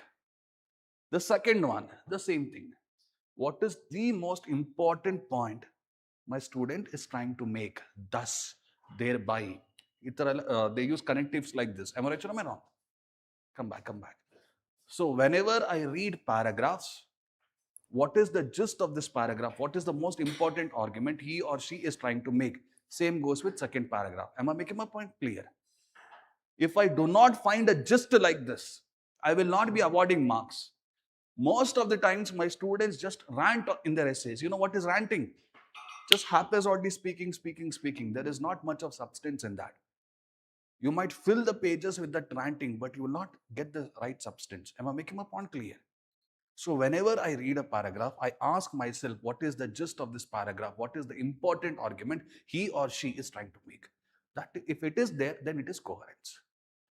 All of you are following me, it is coherence. All of you are following my point. Let me not talk about transition, let me talk about flow. Okay, let me talk about flow. Let us say there is a statement, power corrupts and absolute power corrupts. Absolutely. Now, after writing this statement, what is power? We should first understand. If I write like this, does it feel very good to your ears or does it feel a little bit irritating? It feels a little bit irritating. It feels a little bit haphazard. Am I right? Power corrupts and absolute power corrupts absolutely. This is the first statement. Before I go to the next statement, the idea should be in a proper flow. Power has a corrupting influences which we have seen throughout history. So here that flow is there. Power corrupts and absolute power corrupts absolutely. This is not something which is there since last few days, but throughout history. So some flow is there. From first statement to the second statement, there is a flow.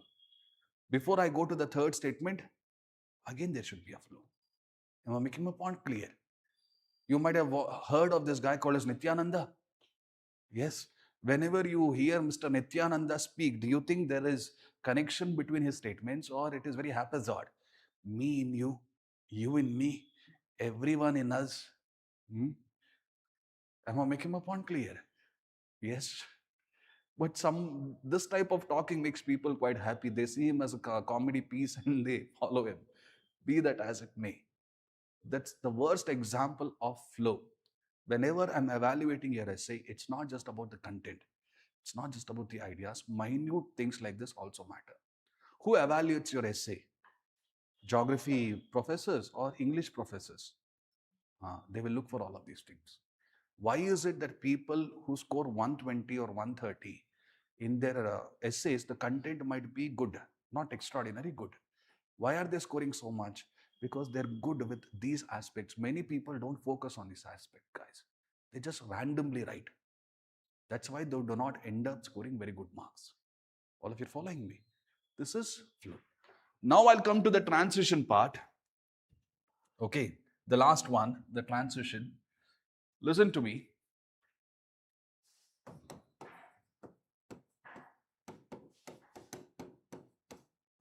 Transition. What will I be doing in transition? Let us say I have spoken about political idea here. Okay. Then comes what? Economic idea. So from political idea to economic idea, should I just jump in a very haphazard manner or should it be on the smoother side? Smoother side. Now the question is, how will you make the transition? Sorry, madam? Some linkages. How will you give me that linkage? So let us say, madam told me about linkage. Yes, you have to connect that political idea to economic idea. How will you give me that linkage? There are three methodologies. First methodology is, let us say, the last few lines in the political idea you are going to write. Now that we have learned how power corrupts in the political domain, let us understand whether it applies the same in economic domain. So here I am telling the reader, political हो गया है अब, कौन आ रहा है अब? Economic आ रहा है. So you're giving some linkage, you're giving some trailer. Where are you giving that? Political idea. That's the linkage. All of you are following me? The last line of the first paragraph. The second way you can provide linkages, rather than writing in the political idea part, what will you do? In the second paragraph, first few lines will be your linkage statement. Am I making my point clear? Power corrupts and absolute power corrupts absolutely is not just limited to the domain of political power, but extends to economic activities as well. Then you can start writing your economic idea. Am I making my point clear? Why is it that we emphasize on you reading newspapers regularly in your life? Because when you read newspapers consciously, you can see the examples of connectives, flow, coherence, transition, everything in real time. That's why please read. The third thing, okay, first line, second paragraph. The third way of linkage is a question. So I'll place this question here. Okay. The corrupting influence of power, is it just limited to politics or does it extend to other domain of human activities? Question mark. So the answer for that question, where will I find? Next. So that is questioning. So sometimes when you're reading your Hindu newspaper editorial, you'll come across this. Am I right or am I wrong? All of you. So remember, when you're writing the body of the essay, Content matters. Structuring the content in a way that UPSC demands matters even more. All of you are following me? The last part. See, I'm not discussing any essay topic in detail with you. I'm just giving you a broad overview. All right. Let us say the third part. What is the third part of your essay? Intro ho gaya hai, body ho gaya hai. What is left? Conclusion. Am I right? So in the conclusion, how will you write? Simple. There are many experts on essay. They say n number of things about essay. I don't believe in all of these things. I just feel conclusion should be simple and precise. So limit that conclusion to just half a page. Sorry, limit that conclusion to 1 page, not more than that. All of you are following my point? Conclusion should be only 1 page. There are some experts who say you can write 2 page conclusion, 3 page conclusion. I don't believe in all of these things. Conclusion should be 1 page. All of you are following me? Now, this conclusion, how many components do you see here? 2 components. The first component is what we call as summary. Is what we call as summary. So whatever major arguments I have made in the last few pages of the essay, I will be just giving a summary of it. All right. When we actively pursue wisdom and not information, we unlock the ability in us to find truths of different kinds, which can help us to be happy, content, and lead a meaningful and purposeful life.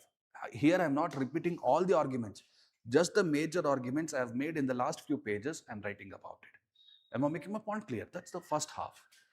The second half is what? The second half, it is going to be impactful. It has to be what? Impactful. So how will you write impactful essays, impactful conclusions here? Maybe you can write some sloka. Maybe you can write some poem. Maybe you can end it with a rhetorical or a thought-provoking question. Maybe you can mention the most important reason why that essay was given. For example, let us do one thing. Let us open 2024 essay paper, guys. 2024 essay paper.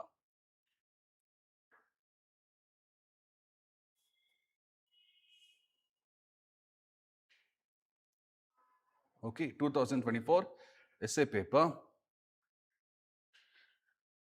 Okay. Now, which is your favorite essay topic? Which essay topic would you write from section B, let us say? Section B. Vinay, which essay topic would you write? Section B. Look into your friend's mobile.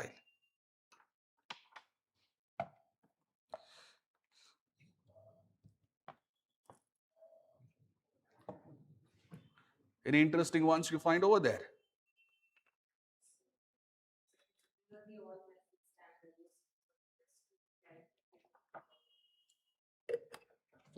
Good, we'll talk about it. Look at any other section B topics. Have they given something about FOMO? Social media, right? Yes. Many people in the present generation who use social media, they have this feeling of FOMO. What is FOMO, sir? My dear friend. Fear of missing out. Do you use social media? Which one? Instagram. All right, good. Now, whenever you see your friends enjoying, your non-UPSC friends enjoying traveling, all right, to different places, enjoying different types of food, how do you feel? Somewhat FOMO only, right? Yeah, obviously. Right. Come back. Now, listen to me. I have written the introduction for this essay topic, body for this essay topic. I've also completed summary. What is the second half of my conclusion? How should it be? Impactful. So, how will I write it? Impactful. I'll mention a sloka or a poem, for example. Asatoma Sadgamaya, Tamasoma Jyotirgamaya, Mrutyoma Amritam Gamaya. A mindless usage of social media will make us restricted to be in the domain of darkness, dishonesty, and mortality. When we actively try to push ourselves from the domain of darkness to light, dishonesty to truth, and from mortality to immortality, we break the chains of FOMO. Am I making my point clear? Like this, I can write some shloka and end it. Impactful. Whenever you read your Hindu newspapers or Indian Express editorials, some of the editorials are so good because they end on such very high notes. That's impactful. Am I making my point clear? All right, good. Now look into this. Open your 2025 essay. Open your 2025 essay.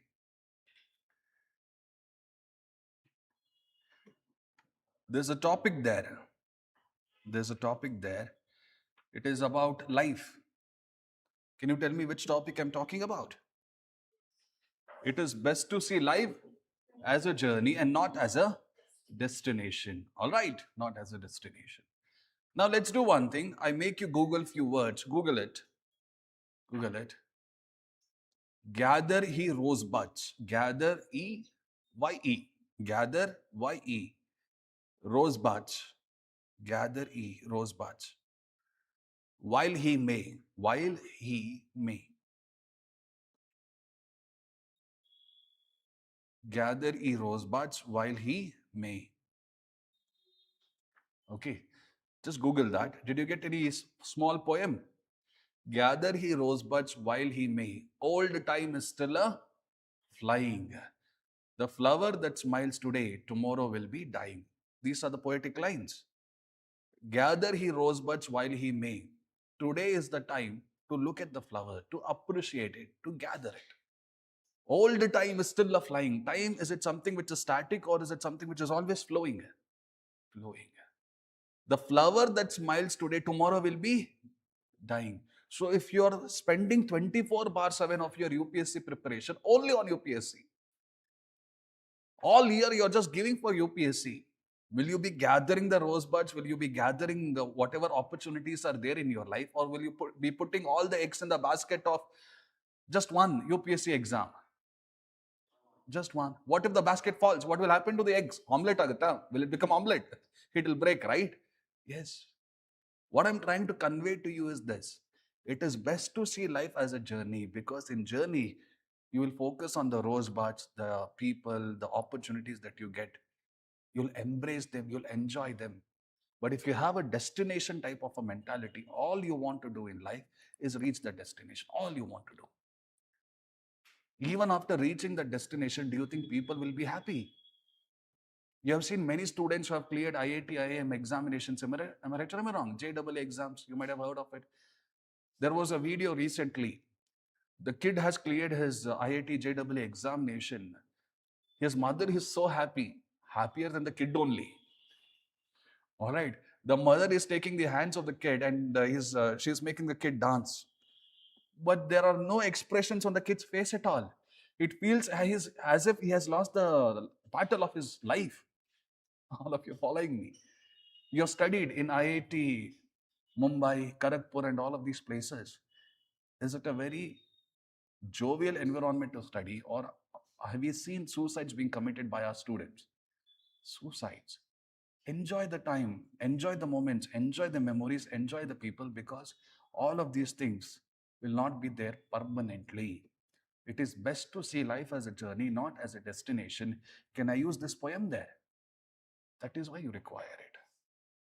All of you are following me? Why is it that some people score upwards of 120 in their UPSC examination? Because of these reasons only. Their content is original. They won't write like your GS 1, 2, 3, 4 answers. All right. Look at the other one, rhetorical. Rhetorical basically means you end your essay not in a definitive note, but rather in a thought-provoking question manner.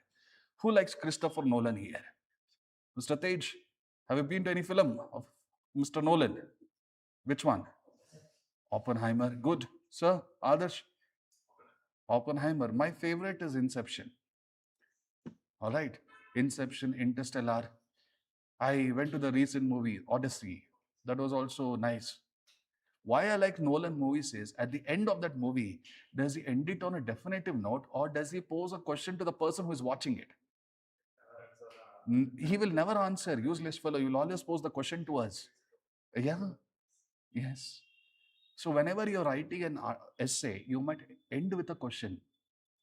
For example, nearly all men can face adversity, but if you want to test the character of the person, give him power. Did you understand this? Let us say there are two people, A and B. Both of them grow up in poverty situation. Both of them. Now both of them became, let us say, IAS officers as well. Only one person was able to maintain his strong character. Let us say it was person A. Person B diluted his character. Am I making my point clear? Diluted his character the moment he became powerful. Which one is stronger? Is it A or is it B? Who is good? A. Even though both of them grew up in humble situation, A is much better than B because A maintained his strong character even when we gave him power. Am I making my point clear? All of you, listen to me, listen to me. Nearly all men can face adversity, but if you want to test the character of the person, give him power. This is what the essay topic is. In the last impactful part of my conclusion, I will be writing, even though we have firmly established that testing the character of the person should be based on power, we should ask ourselves a simple question. Have we set up good testing mechanisms to test those people who have power? Are elections the best methodology available? Question mark. Is this good or is this bad? Am I ending it on a definitive note or am I posing a question? Question. Am I making my point clear? Simple enough.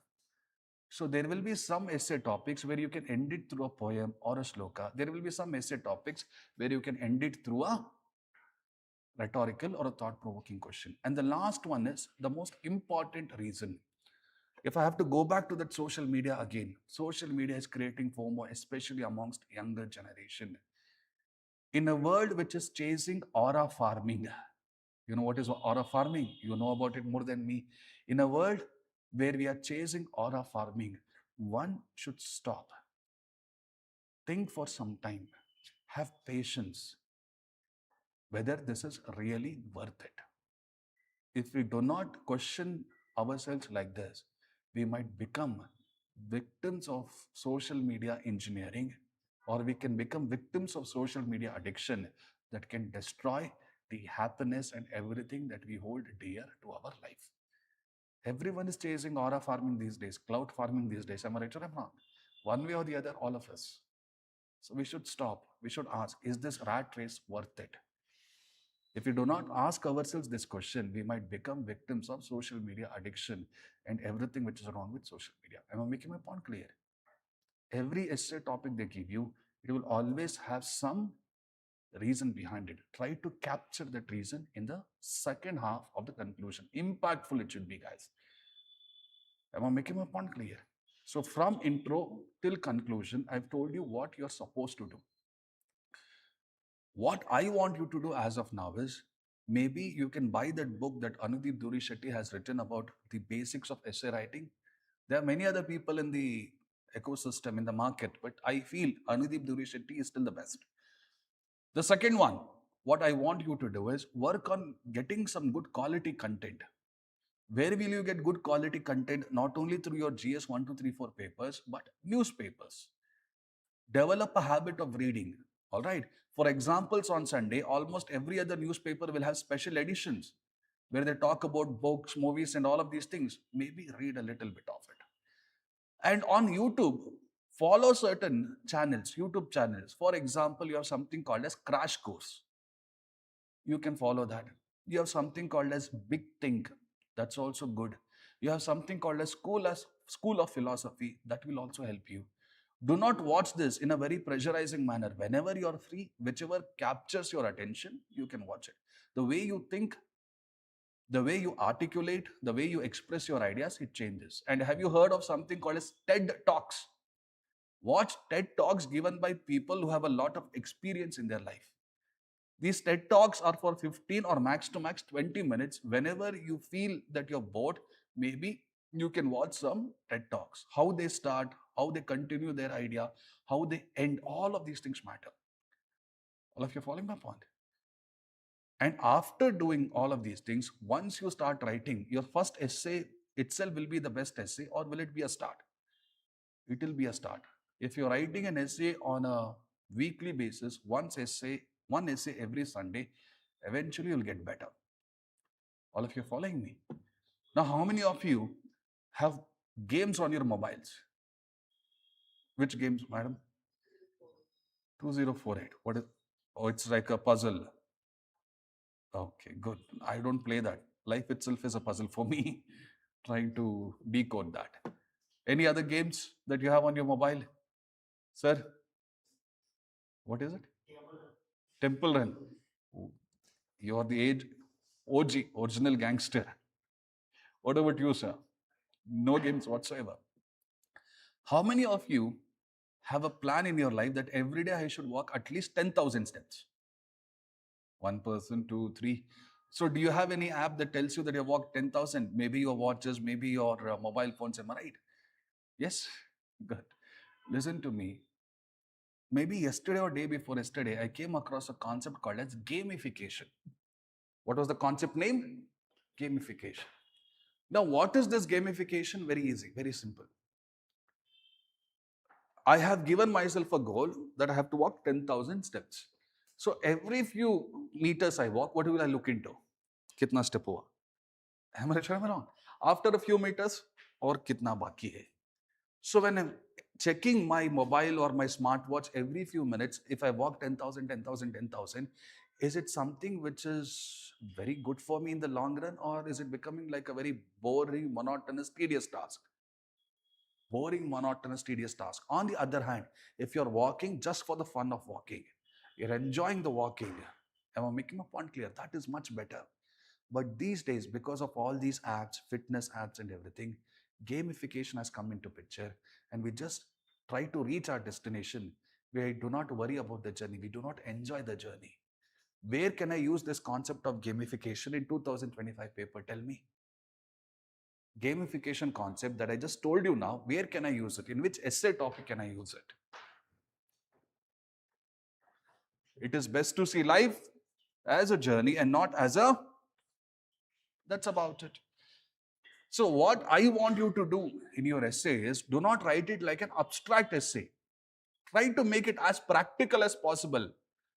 Even if a non-UPSC fellow reads your essay, he or she should feel that they have learned something. It should be that simple. If you try to write essays like Shashi Tharoor, no one will understand you.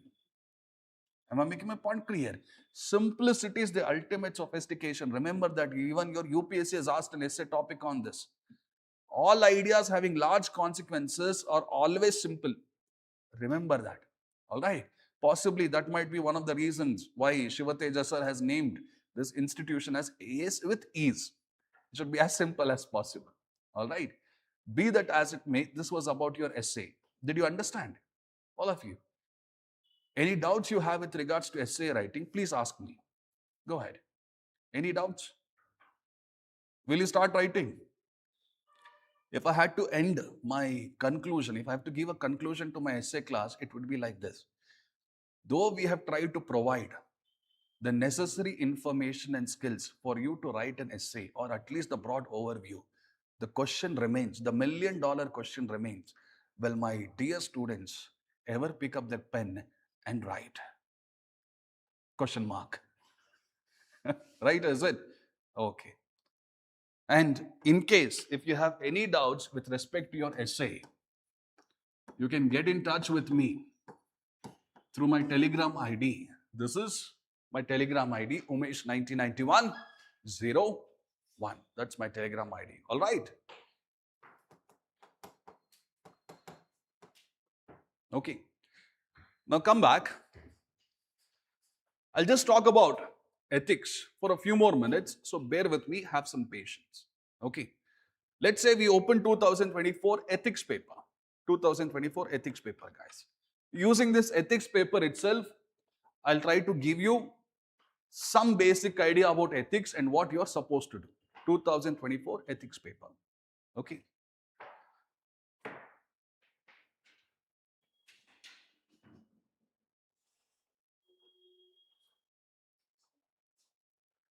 (2024) ethics paper.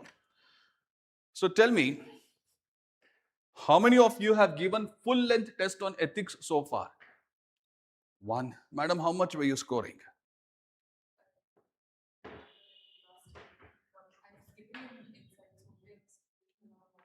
Insights, what was the test series score? Core test series. So initial few classes, I think I might have taken the discussions part. Oh, yes. Okay, good, good. Come back, come back. Listen to me now. So when was this? 2025. So it's been some time since you wrote a ethics test. Okay, not a problem. Look into this, guys. When it comes to ethics, just a few basic pointers. This is one more subject where you can score even as high as 140. This is a subject where you might have completed the question paper, but when you see the results, it might appear you will get 140, but you would have ended up scoring some 90 to 100 as well. All right. So be careful here. Ethics. Do not put this off until your prelims is done. Start early. This is the ideal time. This is the ideal time. So please start early. All if you're following me. Now, whether you're going to go for foundation course or not, that's absolutely your choice. Your free will. I will never say anything about it. If you want, go ahead. If you don't want, you will go for self-studying, maybe watch some videos or maybe buy some textbooks. So which textbook do you prefer when it comes to ethics? Which textbook? Any idea? There are many. Which book do you usually read, madam? Sorry? Lexicon. Okay. You have lexicon. You have Subbarao. You also have Srushti Deshmukh writing a book on ethics. Then you also have Mudit Jain, Decode Civils, yes. And am I forgetting anything? I'm sure I'm forgetting, but let this be enough for the time being. Okay. Even Spectrum has come out with an ethics book recently. So listen to me. Whichever textbook you read, that's up to you. But usually I don't prefer lexicon. The reason being, it is way too simple. It does not capture the depth that ethics is demanding in the last couple of years. So usually I avoid lexicon. If I want to complete ethics in a sooner manner, maybe lexicon makes sense. But if I want to complete it with some depth, I will go for other books. Subbarao is good. He has made some excellent arguments. He has made some excellent arguments in the book. But the problem with Subbarao is this. The initial few chapters are very tough. All right. So when I tell my students this textbook has very good arguments, my students buy this textbook, they read the first few pages, are I am unable to comprehend. What should I do? Stick with the process. Read it twice or thrice. You'll start to enjoy it. He is very good with arguments, but he has not given such good examples. There is this book written by an IAS officer called as D.K. Balaji. All right, D.K. Balaji. This is also a good book. It has reasonable arguments and good examples. Reasonable arguments and good examples. Many people, they indeed read D.K. Balaji's book as well. All right. Mudit Jain, it's a good book. Fairly decent. He has done it in terms of your algorithms. All of you are following my point? Algorithms. If you're someone who finds drawing diagrams very easy, then you can go with Mudit Jain book if you want. The latest in the market is your Srushti Deshmukh, an IAS officer. She, along with her husband Nagarjun Gowda, who is also an IAS officer, they've written this book. It's a very small one. It has some simple arguments, good examples. All of you are following me? One thing I want to explain here is this. Any textbook you read, will it be 100% good or will it be just to some extent? Some extent. It will only give you some basic foundation. You have to work on it. You have to enrich it through your own understanding, through your own collection of examples, through your own collection of philosophy. All of you are following me? Come back. Now go to the question paper, guys. Go to the question paper 2024. What's the first question on? The application of artificial intelligence is a debatable issue. Critically examine the usage of AI in governance. They've given a question like this, I guess. Am I right or am I wrong? Now, first thing first, whenever it comes to ethics, some people think it is a static concept. No, it's not static. It has a lot of dynamicity involved in it. It is current affairs based. For example, in 2024, in United Kingdom, there was a summit called as Bletchley Park Summit. Okay, Bletchley Park Summit. In this Bletchley Park Summit, the reason why they had gathered was how to find the right ethics to monitor your AI movement. Am I making my point clear? So, if I am writing introduction for that question, will I write a very long introduction or will my introduction be simple? Simple. So, for that first question, my intro would be in the context of the recently conducted Bletchley Park Summit to find the ethical principles to guide AI, to guide AI development and its usage in governance. Something like this you can write. All of you following me? 2 to 3 line introduction. This is one way of writing your introduction, that is current affairs based. Look at the next question. Second question, please. What's the second question? Ethics gives you several key dimensions. How does what does ethics seek to promote in human life? Is the question something like that?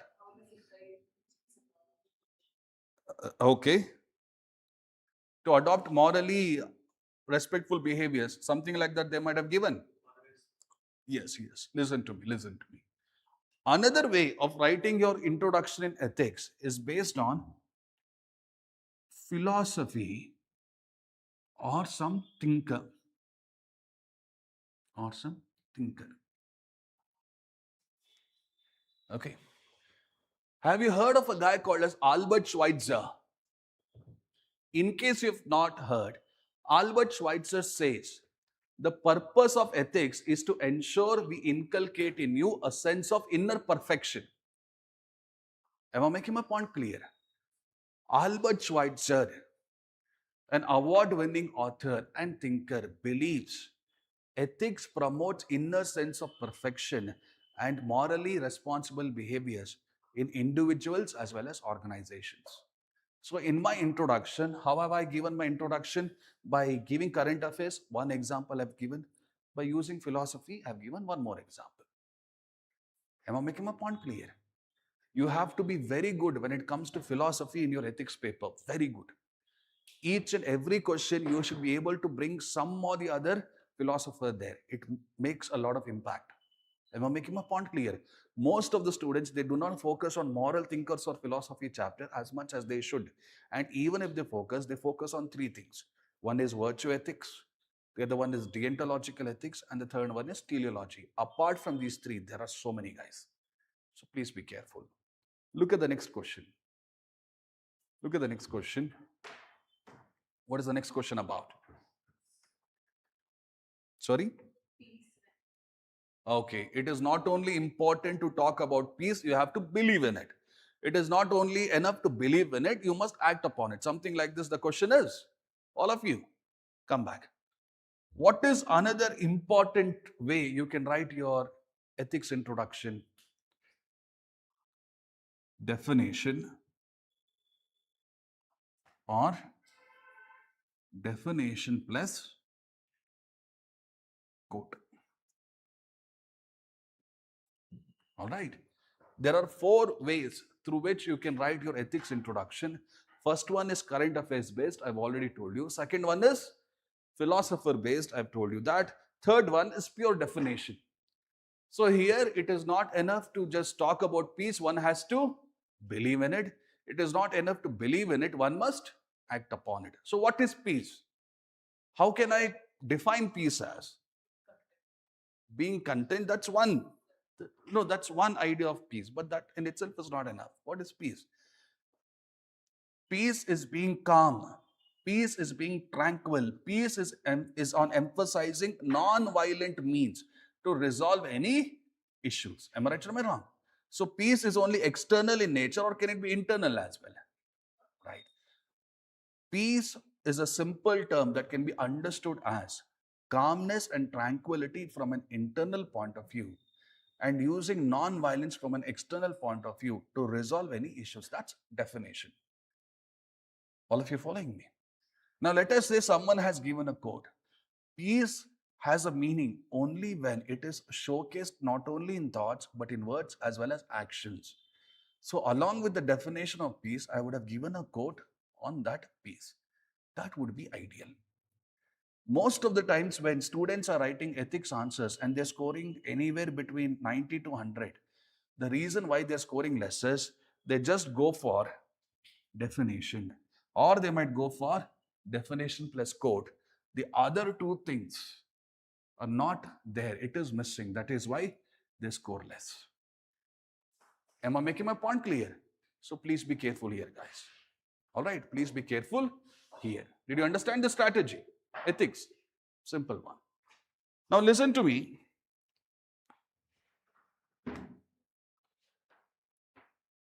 Before I go to the body of the answer, I want to talk about conclusion as well. Now, be it your introduction, be it your conclusion to ethics answer writing, how should it be? Should it be very elaborate or should it be quite simple? It should be simple. It should be ending on a pessimistic note or it should be ending on an optimistic note. Optimistic, hopeful note. Am I making my point clear? For example, let us say I go for the first one again. The first question, AI question. Am I right? Can anyone tell me in the present scenario, have you come across any framework related to AI development in India in an ethical manner? In an ethical manner. Is there any project, any idea given by our own Prime Minister related to this? No. There is something called as Manav framework. There was an article written on this some 2 to 3 months ago, not 2 to 3 months, 2 to 3 weeks ago. If you want, you can refer that. Or if you're following me. So in the conclusion, if you're able to provide some mechanism that we have in this country with respect to that issue, that will be very much appreciated. All of you are following me. Look at the second question. All right, one way to conclude is what? Through any governmental work. Look at the second question, guys. What is the second question about? Yes, got it. Ethics encompasses several key dimensions. Now, when I'm writing the conclusion here, when anything encompasses several key dimensions, there are so many things. What is the attribute that you need to possess in your life to understand all these key dimensions, guys? To understand all these key dimensions, what are you supposed to have? Compassion is one. All right, compassion is one. Now, I don't know how the ecosystem is there in Hyderabad. So, your classes go on for 2 hours, 2.5 hours continuously, or 3 hours, or with a break. With a break, is it? So, some of you would be wondering, sir, 2.5 hours ho gaya hai. Will there be a break? I think you have one more mentorship drive from 2 p.m., right? I'll just take a few more minutes. So, bear with me. Have patience. So, when there are several key dimensions of ethics, what are you supposed to have inside of you? Patience. One must have the necessary patience and a hunger and passion to understand and implement. Only then ethics will serve us. Only then ethics can empower us. Like that, you can write. So, when I wrote the conclusion here, am I writing the conclusion in a GS 1, 2, 3 manner, or is it authentically ethics? Patience. This is an ethical term. Most of the times, whenever my students write answers for ethics, what usually happens is this. They write answers like GS 1 to 3 paper. The ethical key terms are missing way too much. This is not good. All of you following me? Each and every line should have ethical key terms. How will you come across ethical key terms? First, remember the syllabus of ethics. From first line till the last line, remember the ethics syllabus. All of you are following me? That's one thing. The second thing, whenever you're going through a class, whenever you've made your own notes, I'm pretty sure whomsoever the faculty was, they have given you good, reasonable notes. Try to understand their vocabulary, ethical vocabulary. These things matter a lot. Am I making my point clear? Like this. For example, let's look at the next question. It is about what? Peace, right? Yes. Listen to me. To believe in something and not to do it is moral hypocrisy. Full stop. Therefore, peace must be followed collectively to uphold humanity. Something like this I can write. So here also moral hypocrisy, collective action. Am I making my point clear? That's the thing, right? Peace does not deserve only a nominal respect, but it deserves collective respect in actions. Within the bracket, actions speak louder than words. You can write like that. So, be it your introduction or be it your conclusion, make sure it is as precise, as specific, and it is rooted in ethics as much as possible. If you do not do this, you will not be getting good enough marks. Am I making my point clear? All of you. Now, open your 2025 ethics paper. Open your 2025 ethics paper.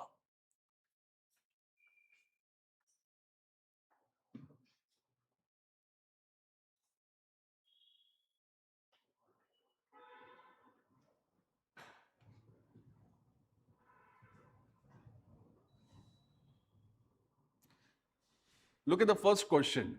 The first question is about what? It's about social media. Am I right? Good, good, good. Listen to me, listen to me. In 2024, the first question was about artificial intelligence. In 2025, it's about social media. Both of these two things, are they static concepts or are they dynamic concepts? Exactly. So, underlying each and every question paper of ethics, there is a very beautiful pattern. You are supposed to understand it. So, there will be some questions in your ethics paper which is purely based on current affairs. So, know it. All of you are following me. Look at the second question there. Look at the second question. Sorry? Constitutional morality is not a natural sentiment, it must be cultivated. Is the question something like this? Examine the significance of constitutional morality. Have they given you something like that? Yes, yes. Listen to me, listen to me. Now, I told you, you should be aware of certain keywords in UPSC ethics syllabus. All right. What is the reason behind it? I will explain. Open your ethics syllabus now. Open your ethics syllabus. Ethics syllabus. Come on. Open your ethics syllabus.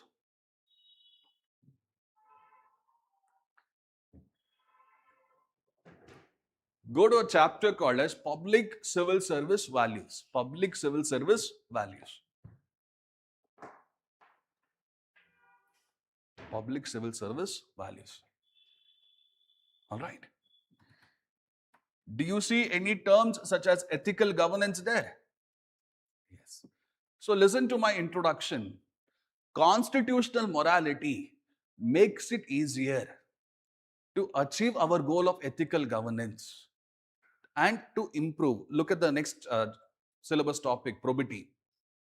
In that probity, do you have something called as quality of service? Yes. Constitutional morality helps us to improve our ethical governance and deliver the best quality of services possible. But this must be cultivated consciously. Are you all understanding? Something like this you can write. So for you, when it comes to ethics, my advice, each and every keyword which is there in the syllabus, have conceptual clarity about it. If you do not have conceptual clarity, then it becomes problematic. All of you are following me? The moment you read a question, you should be able to understand to which all syllabus topics it belongs. Many people randomly start writing ethics answers, randomly. They just want to complete the question paper. They do not want to bring quality in their answers. That is why they lose. All of you are following me? For example, open your 2022 ethics paper. 2022 ethics paper now. 2022.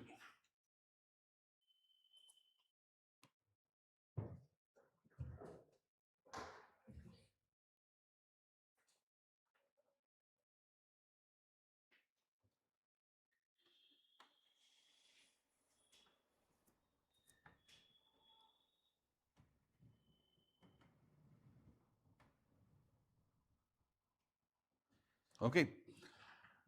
Tell me if you can find a question about this one. It is believed that adherence to ethics in human actions. Can you find a question like that? Question number is what? 2B. Okay. It is believed that adherence to ethics in human actions will promote smooth functioning of an organization. If so, what does ethics seek to promote in human life? I think they've asked a question like this. Now keep this question in mind. Then look at ethics syllabus. I'm assuming that all of your foundation courses are done when it comes to ethics. All right, except one, madam, as far as I know. So look at your ethics syllabus now. To which ethics syllabus does this question correspond to? Sorry, madam. Organization. Have they given organizational ethics? Okay, that's one thing. Start from the first. It's still much more simpler.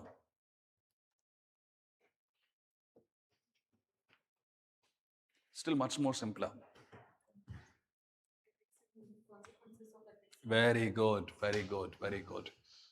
All of you following my point?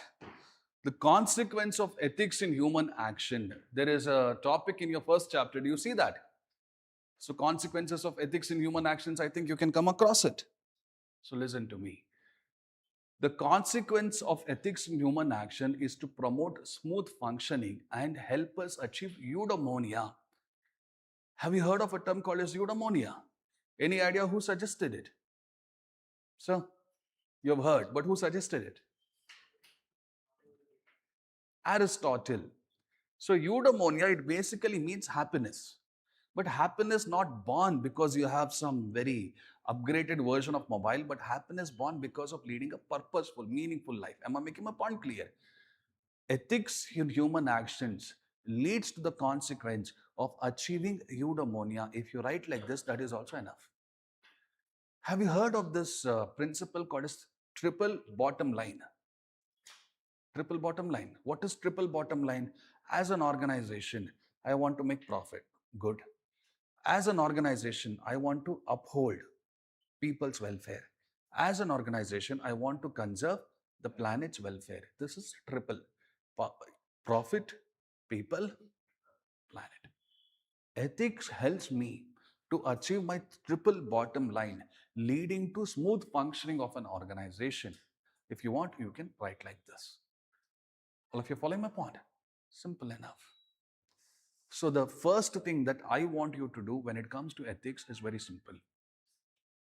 First, be aware of the syllabus terms. Have conceptual clarity about each and every one.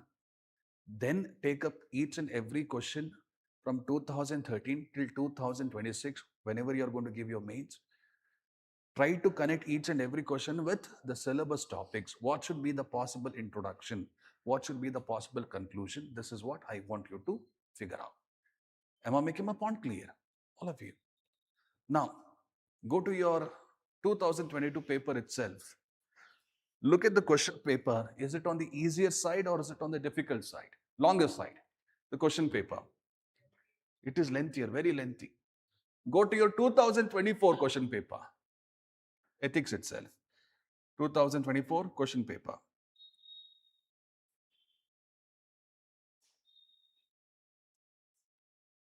All right. Do you see any similarities in terms of the length of the question paper, or is it shorter than 2022?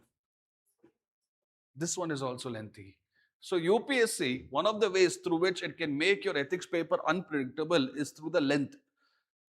No matter how lengthy it is, there will always be the underlying theme which they've asked in the previous year also. All of you are following my point. For example, listen to me.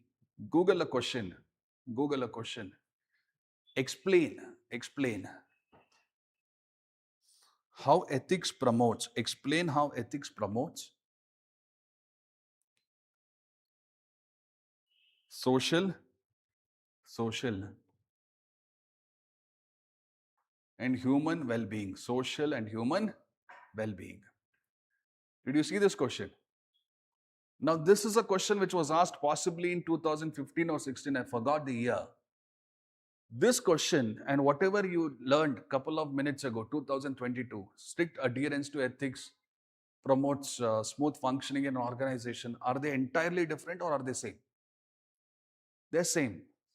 The only difference is 2022 is worded in a Shashi Tharoor manner, that's all. The first one was very straightforward. This one is more Shashi Tharoor. So even if the question paper is lengthy, the themes would be repeated. You should just have some patience to find out that reason, find out that pattern. That's it, nothing more than that. All of you following me? Come back, guys. Now, intro body, I hope you have some clarity. In body of the answer, what I'm expecting is this. Should you write in point format or paragraph? Both are fine. Point or paragraph, both are fine. I forgot the name of the topper. The topper, he scored some good marks in his ethics paper. His ethics answers were in paragraph format. Most of the people, they go for point. There are some people who go for paragraph. Why is it that we as faculties emphasize on point format? Very simple. When you go for points, there will be a mental checklist. How many points have I written? This helps. There will be a mental checklist to present the points in the most complicated, lengthy, cumbersome manner, or will you try to put it across in a simple manner? Simple manner. Am I making my point clear? And these days, there are people who use diagrams as well. All right. Flow chart diagrams and all of these things. If you find a question where you can use a flow chart, a diagram, then go for it. Don't make it a point to use flowchart and diagram in all the questions unnecessarily in an artificial and an inorganic manner. Am I making my point clear? So please be careful here. All of you are following me? Come back. So point or paragraph, that's up to you. In case if you're writing paragraph, let us say I have written a small paragraph of 5 to 6 lines. 5 to 6 lines. Each and every line should have some or the other argument. Each and every line should have some or the other argument, and the last 2 lines of that paragraph should have an example. All of you are following me? If I read the 5 to 6 lines, I find only one argument and no example about it whatsoever, you will not be awarded good marks. Am I making my point clear? You will not be awarded good marks, so please be careful about this. Am I making my point clear, all of you? Arth aagtide taane? Another thing that you have to keep in mind while writing the body of the ethics answer is headings.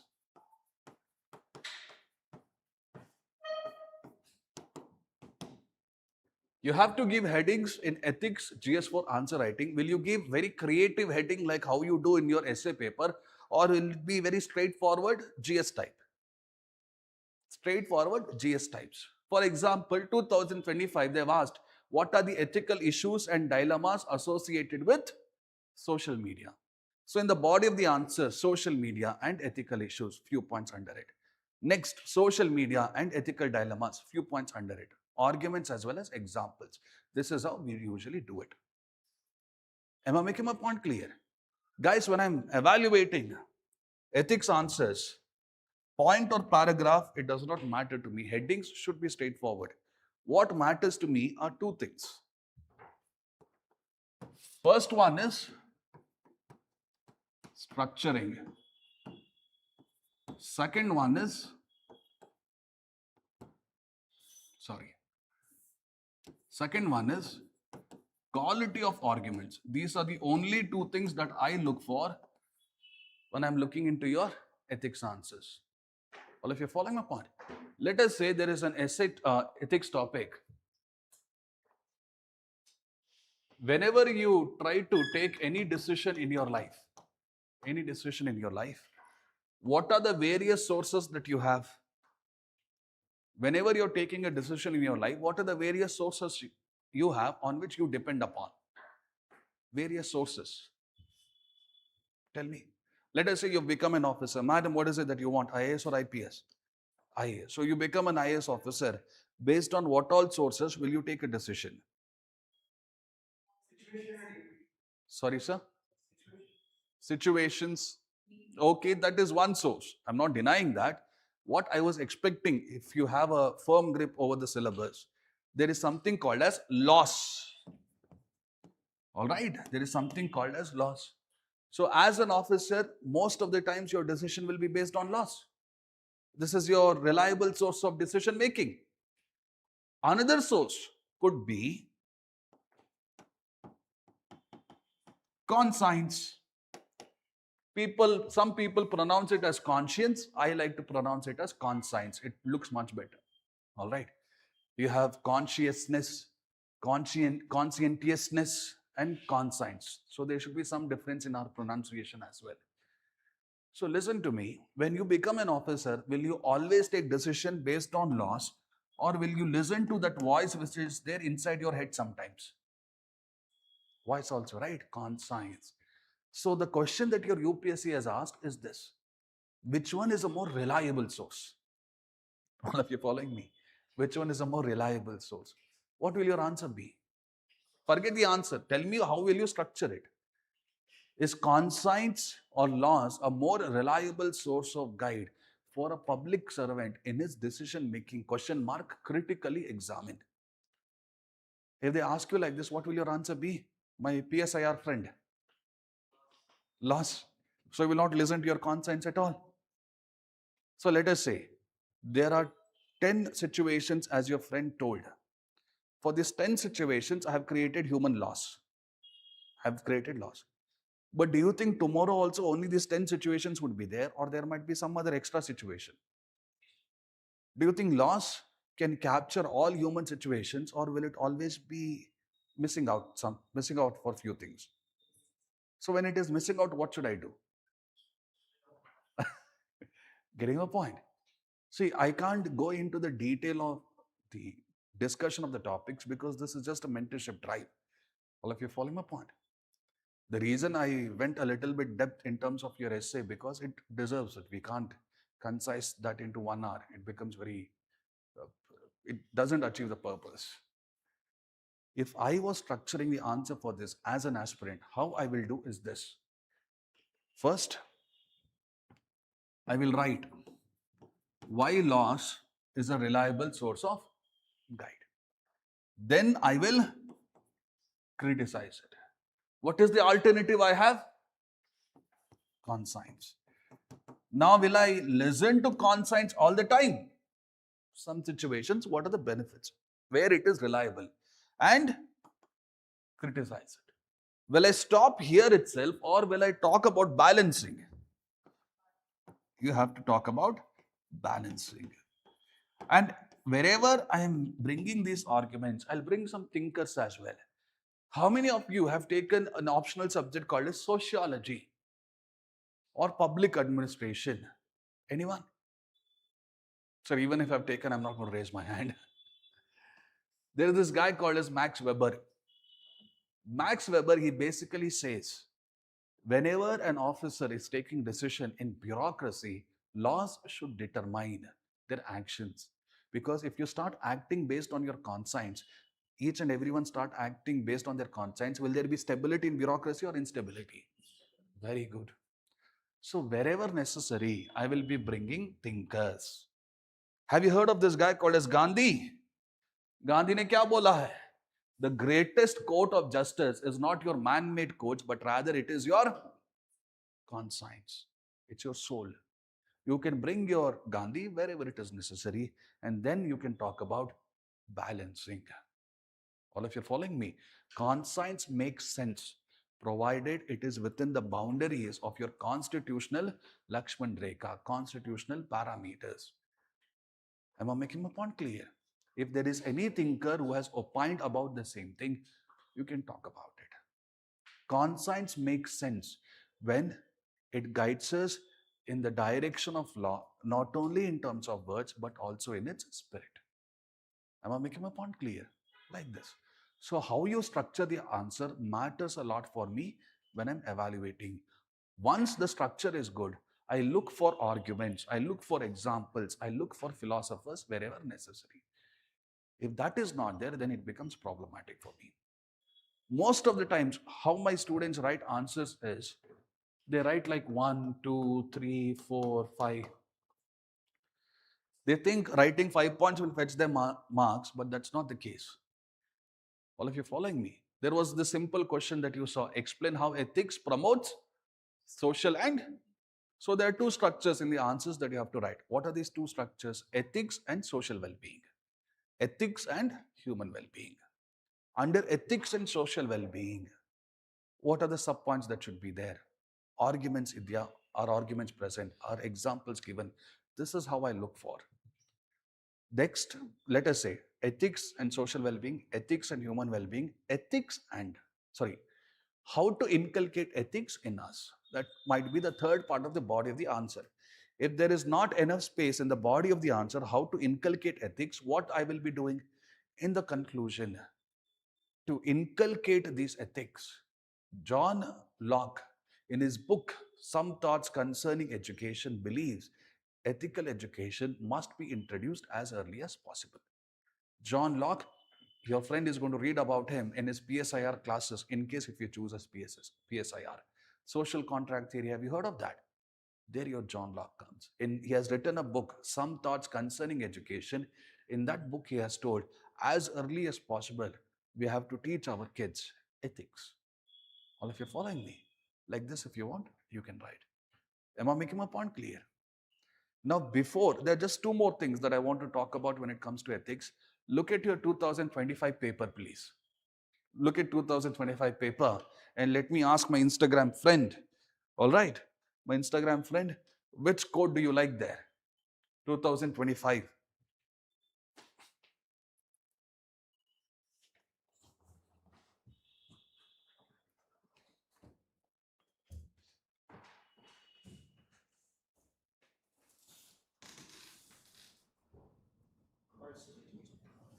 Sorry, constitutional morality.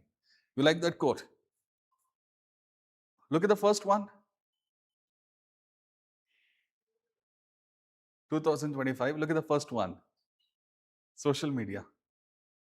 Are you looking at this one? Ethics paper, right? What is the first quote in ethics paper?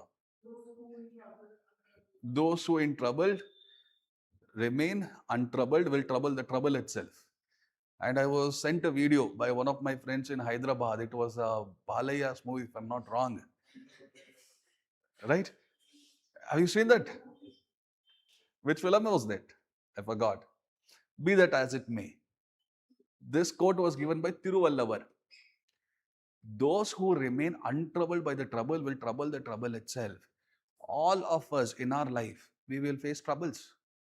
So whenever troubles confront us, how are we supposed to act? We are supposed to act in a very impulsive manner, or are we supposed to be calm?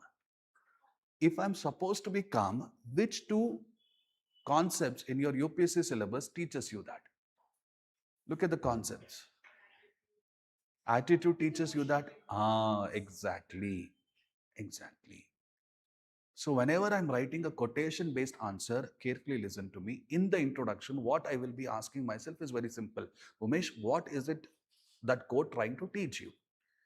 For example, you might have heard of this very famous Dr. APJ Abdul Kalam's quote, if you want to be like a sun, you have to burn like a sun. What is this quote trying to teach you? What is the most important thing? Madam, tell me. If you want to be like a sun, you have to burn like a sun. What is this quote trying to teach you? The most important thing.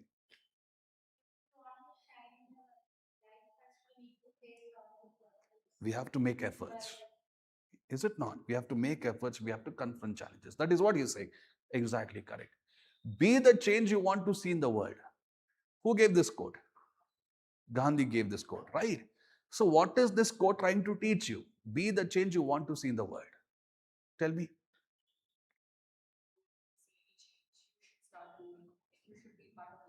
Practice what you preach. Is it not? We get moral legitimacy to advise others when we ourselves implement it in our life.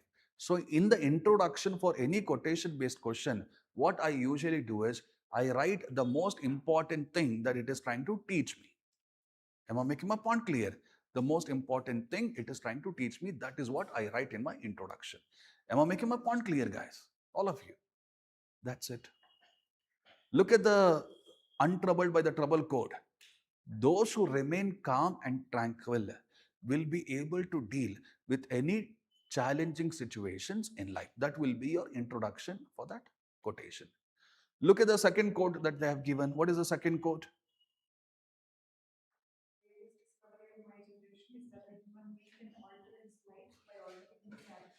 Simple one. Am I right or am I wrong? The answer for all our problems lies with us making a conscious effort to change the way we look at the world. Am I not capturing the essence of that particular quote here? All of you. So, whenever I read a quotation based quote, the introduction, I will always ask myself, what is it trying to teach you, Umesh? Whatever it is trying to teach you, the most important thing, write that in the introduction. That is all I do. Nothing more than that. Let us say Immanuel Kant, a guy who spoke about deontological ethics, he tells you in a law, a man is guilty for his crime. In ethics, he is guilty for even thinking. So, when I take laws on one side, when I take ethics on other side, which one places more burden on you to be good? Is it law or is it ethics? In law, you're guilty after committing a crime. In ethics, you're guilty for thinking so. Ethics places a more moral burden than law,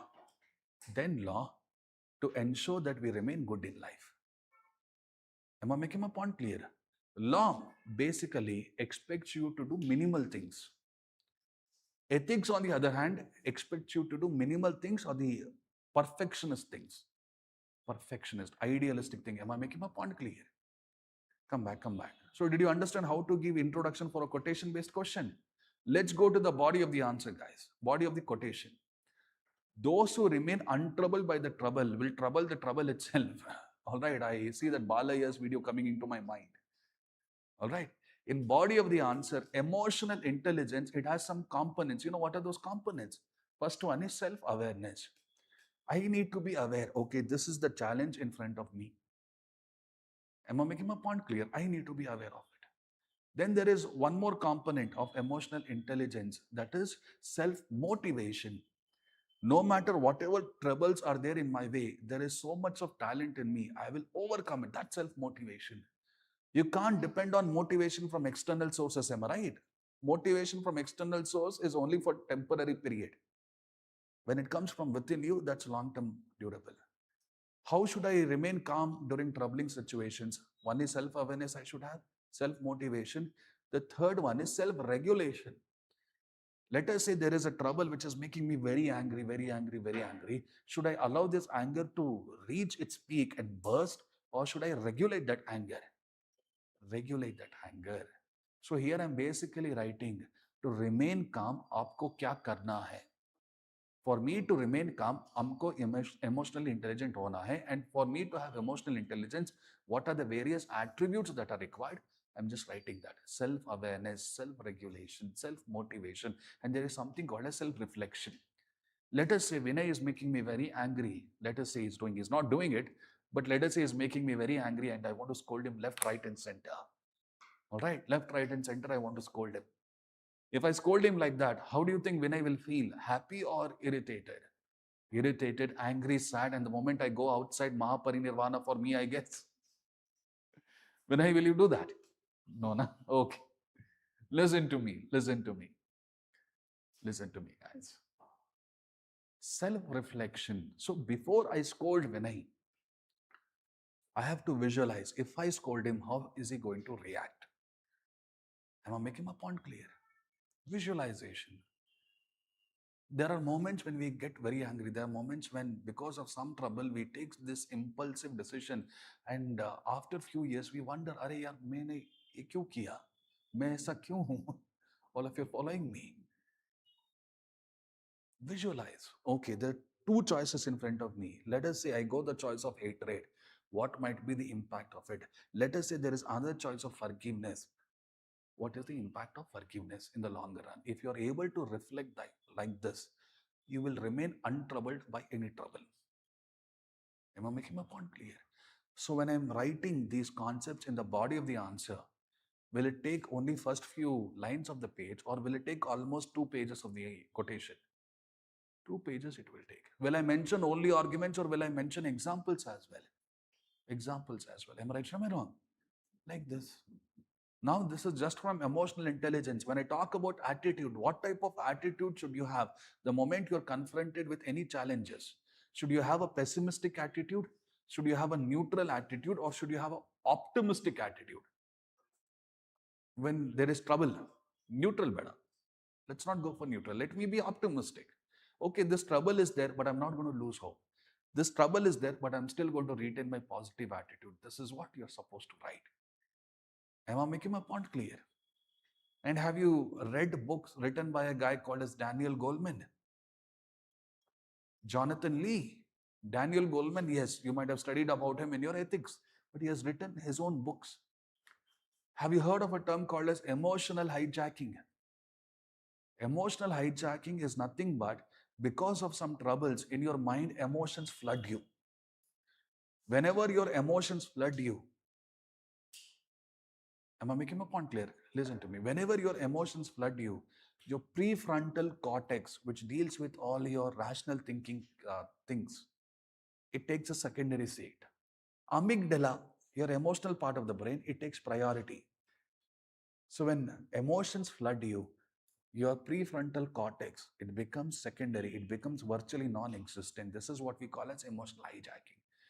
Is emotional hijacking good or bad?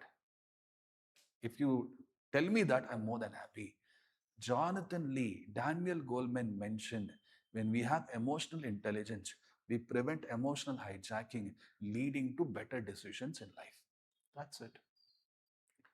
At least one quotation in your UPSC will be based on concept. This is that concept. At least one.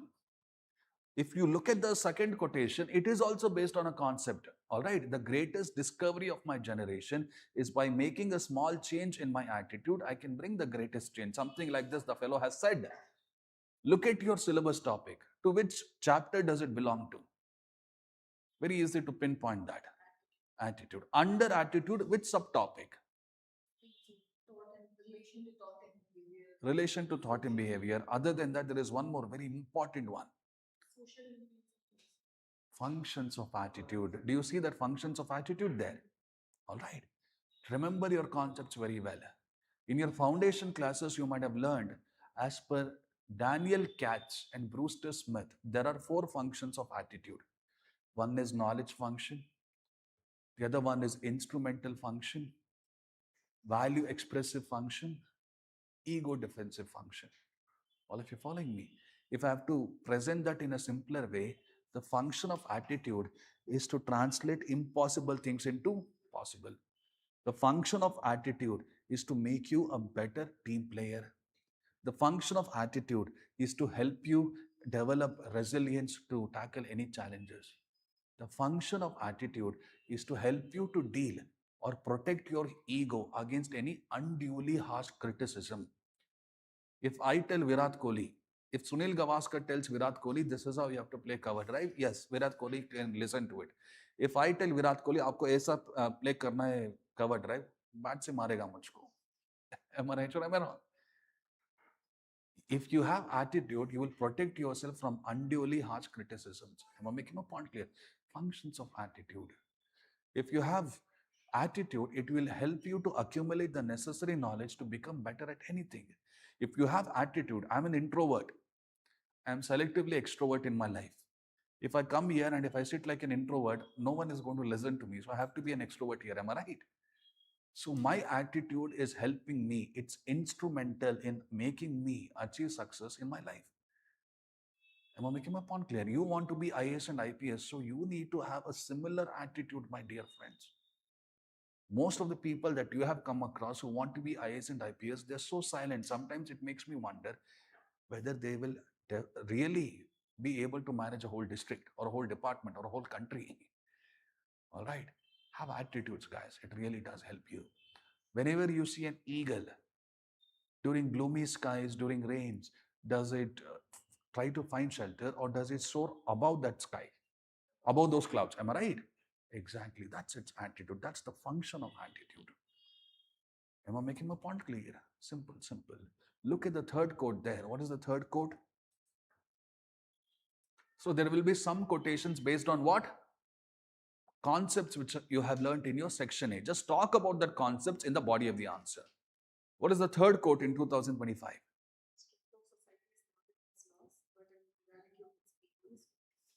Huh. The strength of the society is not in the laws but rather in the ethics. Now just ask yourself three questions. What? Why? How?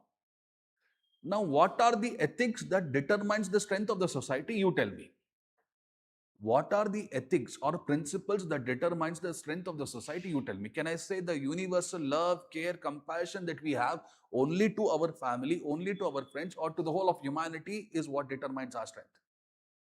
Am I making my point clear? What? What are the ethical principles that determine the strength? I'm writing about it. Now, why did Swami Vivekananda, right? He was the one who gave the code.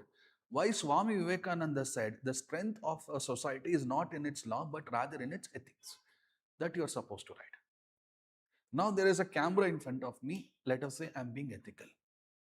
If this camera is not there and still I'm being ethical, that's the sign of true maturity, true ethical quality. Am I making my point clear? When there is ethics, you don't require this camera at all. You will still be ethical. Am I making my point clear?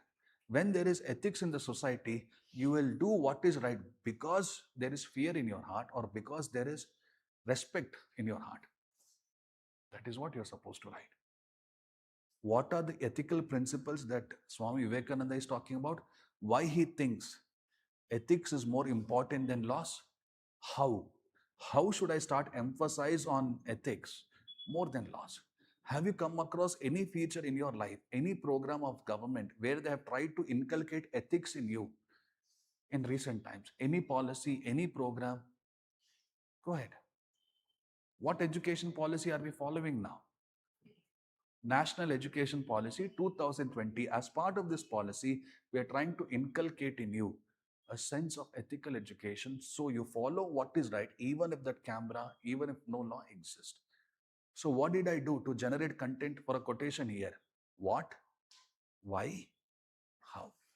That's it. Am I making my point clear? What, why, and how? Am I making my point clear? Simple. Let us say I have this what, why, and how written. I am going to the conclusion now.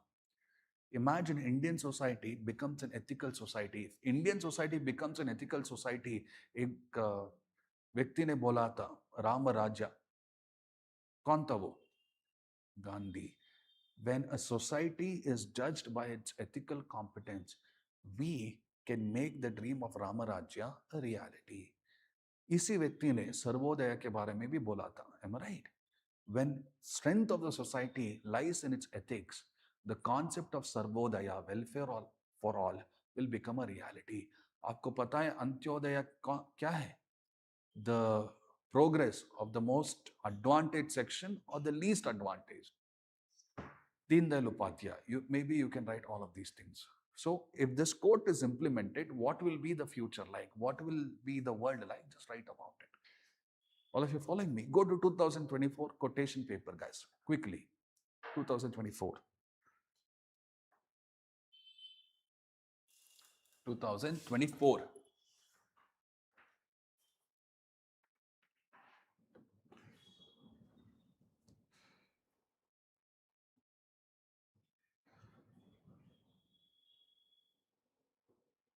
Okay. Good enough. What's the first question? What's the first question? First quote.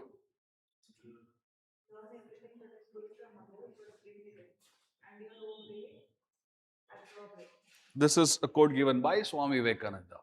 So you will learn what is good ethics, let us say from me. You will learn what is good ethics, let us say from X faculty, Y faculty, Z faculty. Whatever good things we are giving, you learn from us. But in the process of learning from us, should you completely become like us or should you retain your uniqueness? That is what Swami Vivekananda is saying. Now, in the present, I'm giving you another template to write quotation based question, another template. What is the first template related to? Conceptual elaboration. We discussed 2 questions in 2025 based on that. Troubling question, attitude question. Another template is based on what, why, and how. The third template is based on present times, problems, and solutions. In the present time, my dear friends, are we learning whatever is good from others and still retaining our uniqueness, or are we basically mimicking other people? So that present situation, we are not following Swami Vivekananda's saying. What are the reasons behind it? What are the implications because of it? And what should be the solution for it? This is what you are supposed to write. Did you understand? In the present situation, rather than retaining our moral uniqueness, we blindly mimic others, thereby losing our own identity. What are the reasons behind it? Tell me. We do not have our own critical thinking. There is social pressure on us to follow, to mimic others. The society also judges some people as successful. Am I right or am I wrong? So you're going to write the reasons. What are the implications? When you're trying to be someone else, will you be happy within, or will there be some chaos and confusion? Write about these things. So any question where you write about problems, what will you provide? Solutions. That is what they're expecting from you. All of you following me? So 3 quotations, I've given you 3 templates.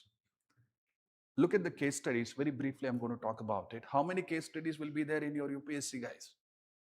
130 marks worth of section A, another 120 marks worth of section B, case studies. Am I right or am I wrong?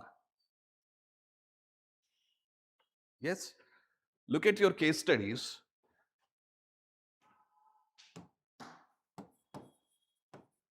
There are 6 case studies. 90 minutes, 1.5 hour for section A, 1.5 hour for section B. So 6 case studies are there. Ideally speaking, per case study, how many minutes? 15 minutes. You should not take even a single minute more than that. Okay. Now, if you go through 2013 till 2025, now case study questions are based on themes. Themes like integrity, themes like national security, themes like disaster management. There are some 9 to 10 themes. I will have a conversation with Shiva Teja sir and I will send across the documents pertaining to this. Am I making my point clear? So, for an integrity based theme, you need to have an understanding what are the legal principles we have. What is the moral principles that should be applied? What is the practical and sustainable solution that we see in other parts of the world? Am I making my point clear? So whatever themes are there, 9 to 10 themes, you have to make some basic notes on them. I'm going to share those notes with you, not a problem. All of you are following my point? Based on these notes, you can answer almost any case study they give you on that theme. Don't worry. Whatever answers you're writing for a case study, it should be within how many minutes? 15 minutes. A case study will have an intro, it will have a body, it should have a conclusion as well. In the intro part, look at the first case study in your 2024, let us say, 2024 paper.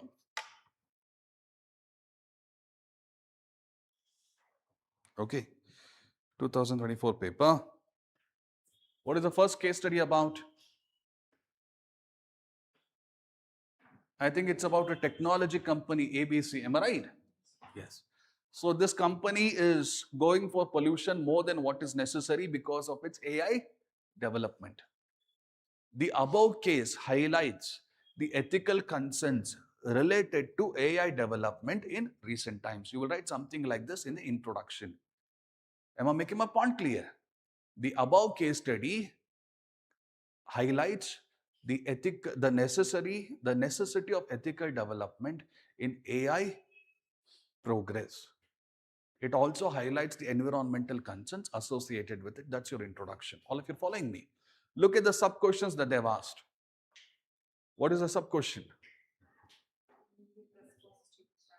Immediate response to the challenge. Now, are you going for immediate response just like that, or will you first try to characterize what are short-term challenges? Short-term challenges. Once you have analyzed that, then you're going to go for solutions. Many of the people, they don't talk about short-term challenges, they just go for it. This makes it problematic. All right. Look at the case studies again.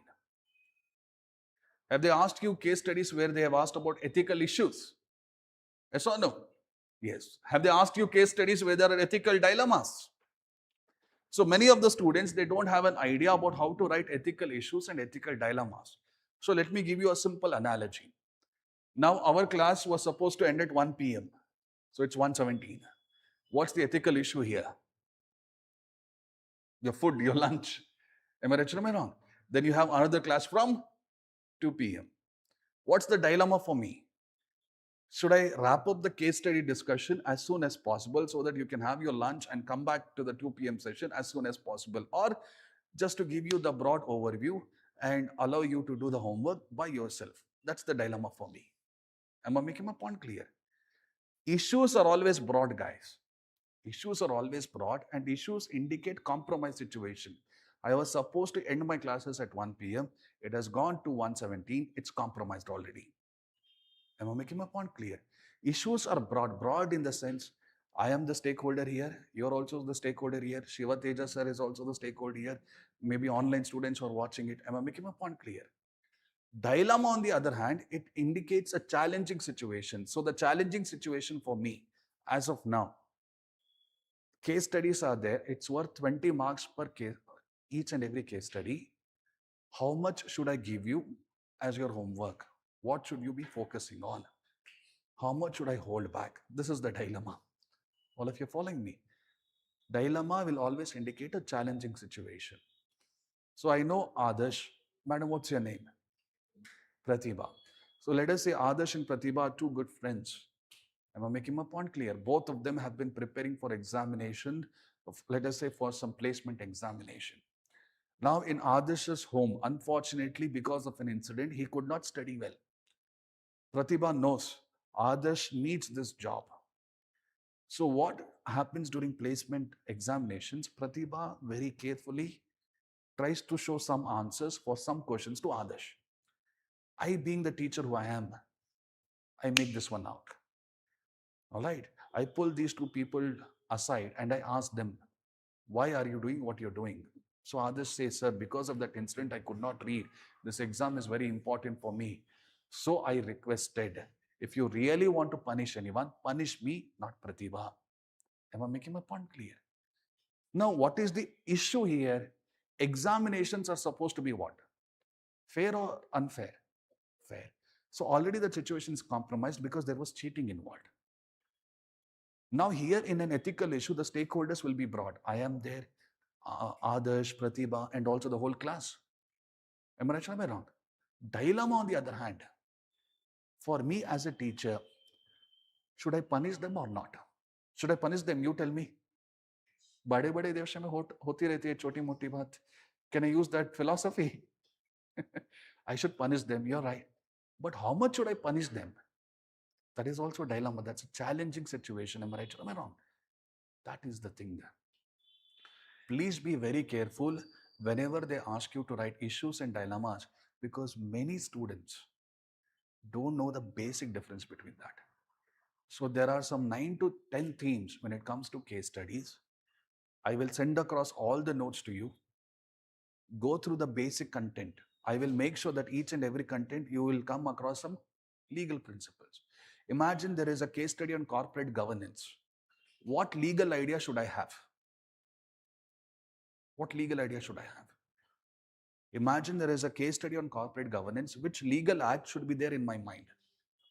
Companies Act 2013. Anyone who wants to be an IPS officer here? No one. So even if I'm there, I'm not going to raise my hand. Have you heard of fake encounters? Yes.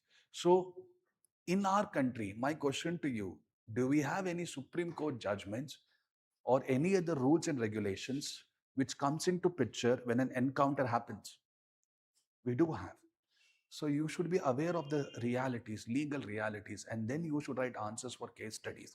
Never write answers for case studies in an emotional manner. Please be careful. Never. All right. LMPS, whatever answer I'm writing, it will be legal. Whatever answer I'm writing, it will be moral. Whatever answer I'm writing, it will be practical as well as sustainable. The technology company that you saw in 2024, have you heard of a concept called as water audit?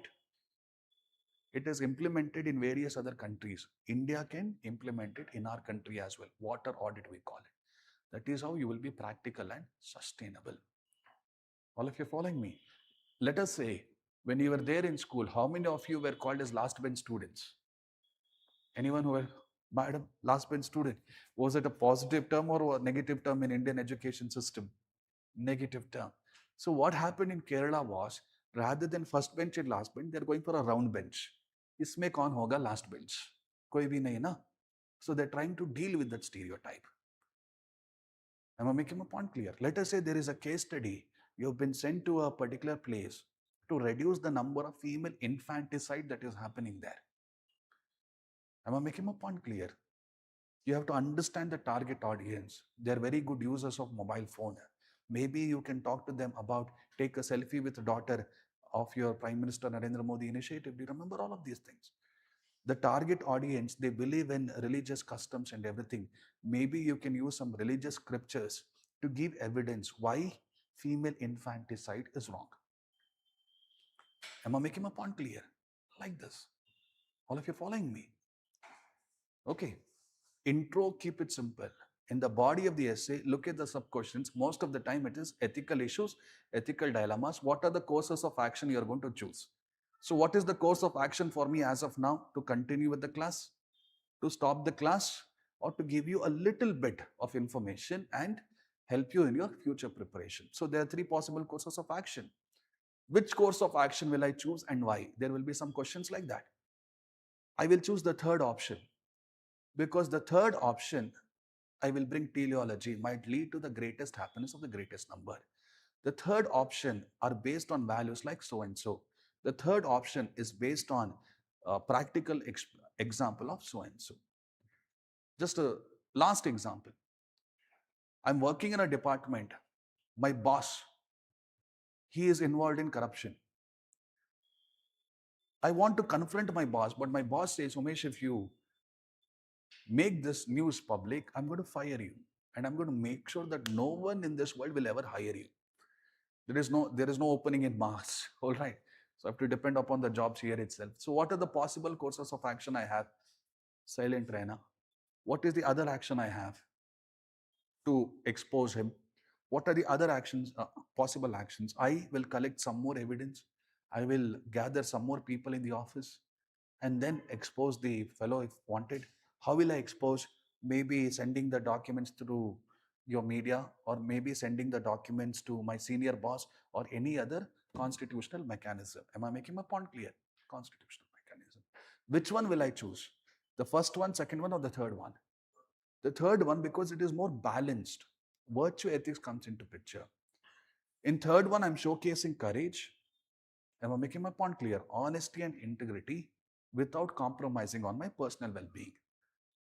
And have you heard of a guy called Satyendra Dubey? He was the one who exposed corruption in National Highway Authority of India, and he blew the whistle by writing a letter directly to Prime Minister's office. So like this, I'm going to write. All of you following me? So my request, I'm pretty sure whatever content I'm giving to you, it will work out for you. Usually in the beginning, people will say that I've written so and so mains, so and so interviews. With all due respect to them, I'm a little bit different. Whosoever students have learned from me, who have been sincere, they're able to score very good marks in ethics and essay, even when the question papers were lengthy, unpredictable. Do it, and I promise you, you will reach the destination. All of you are following me? If you have any doubts, you can ask me now, or you can get back to me to my Telegram ID. I'll answer your queries there. All of you following me? Good. All the very best in your journey, guys. Take care. Thank you.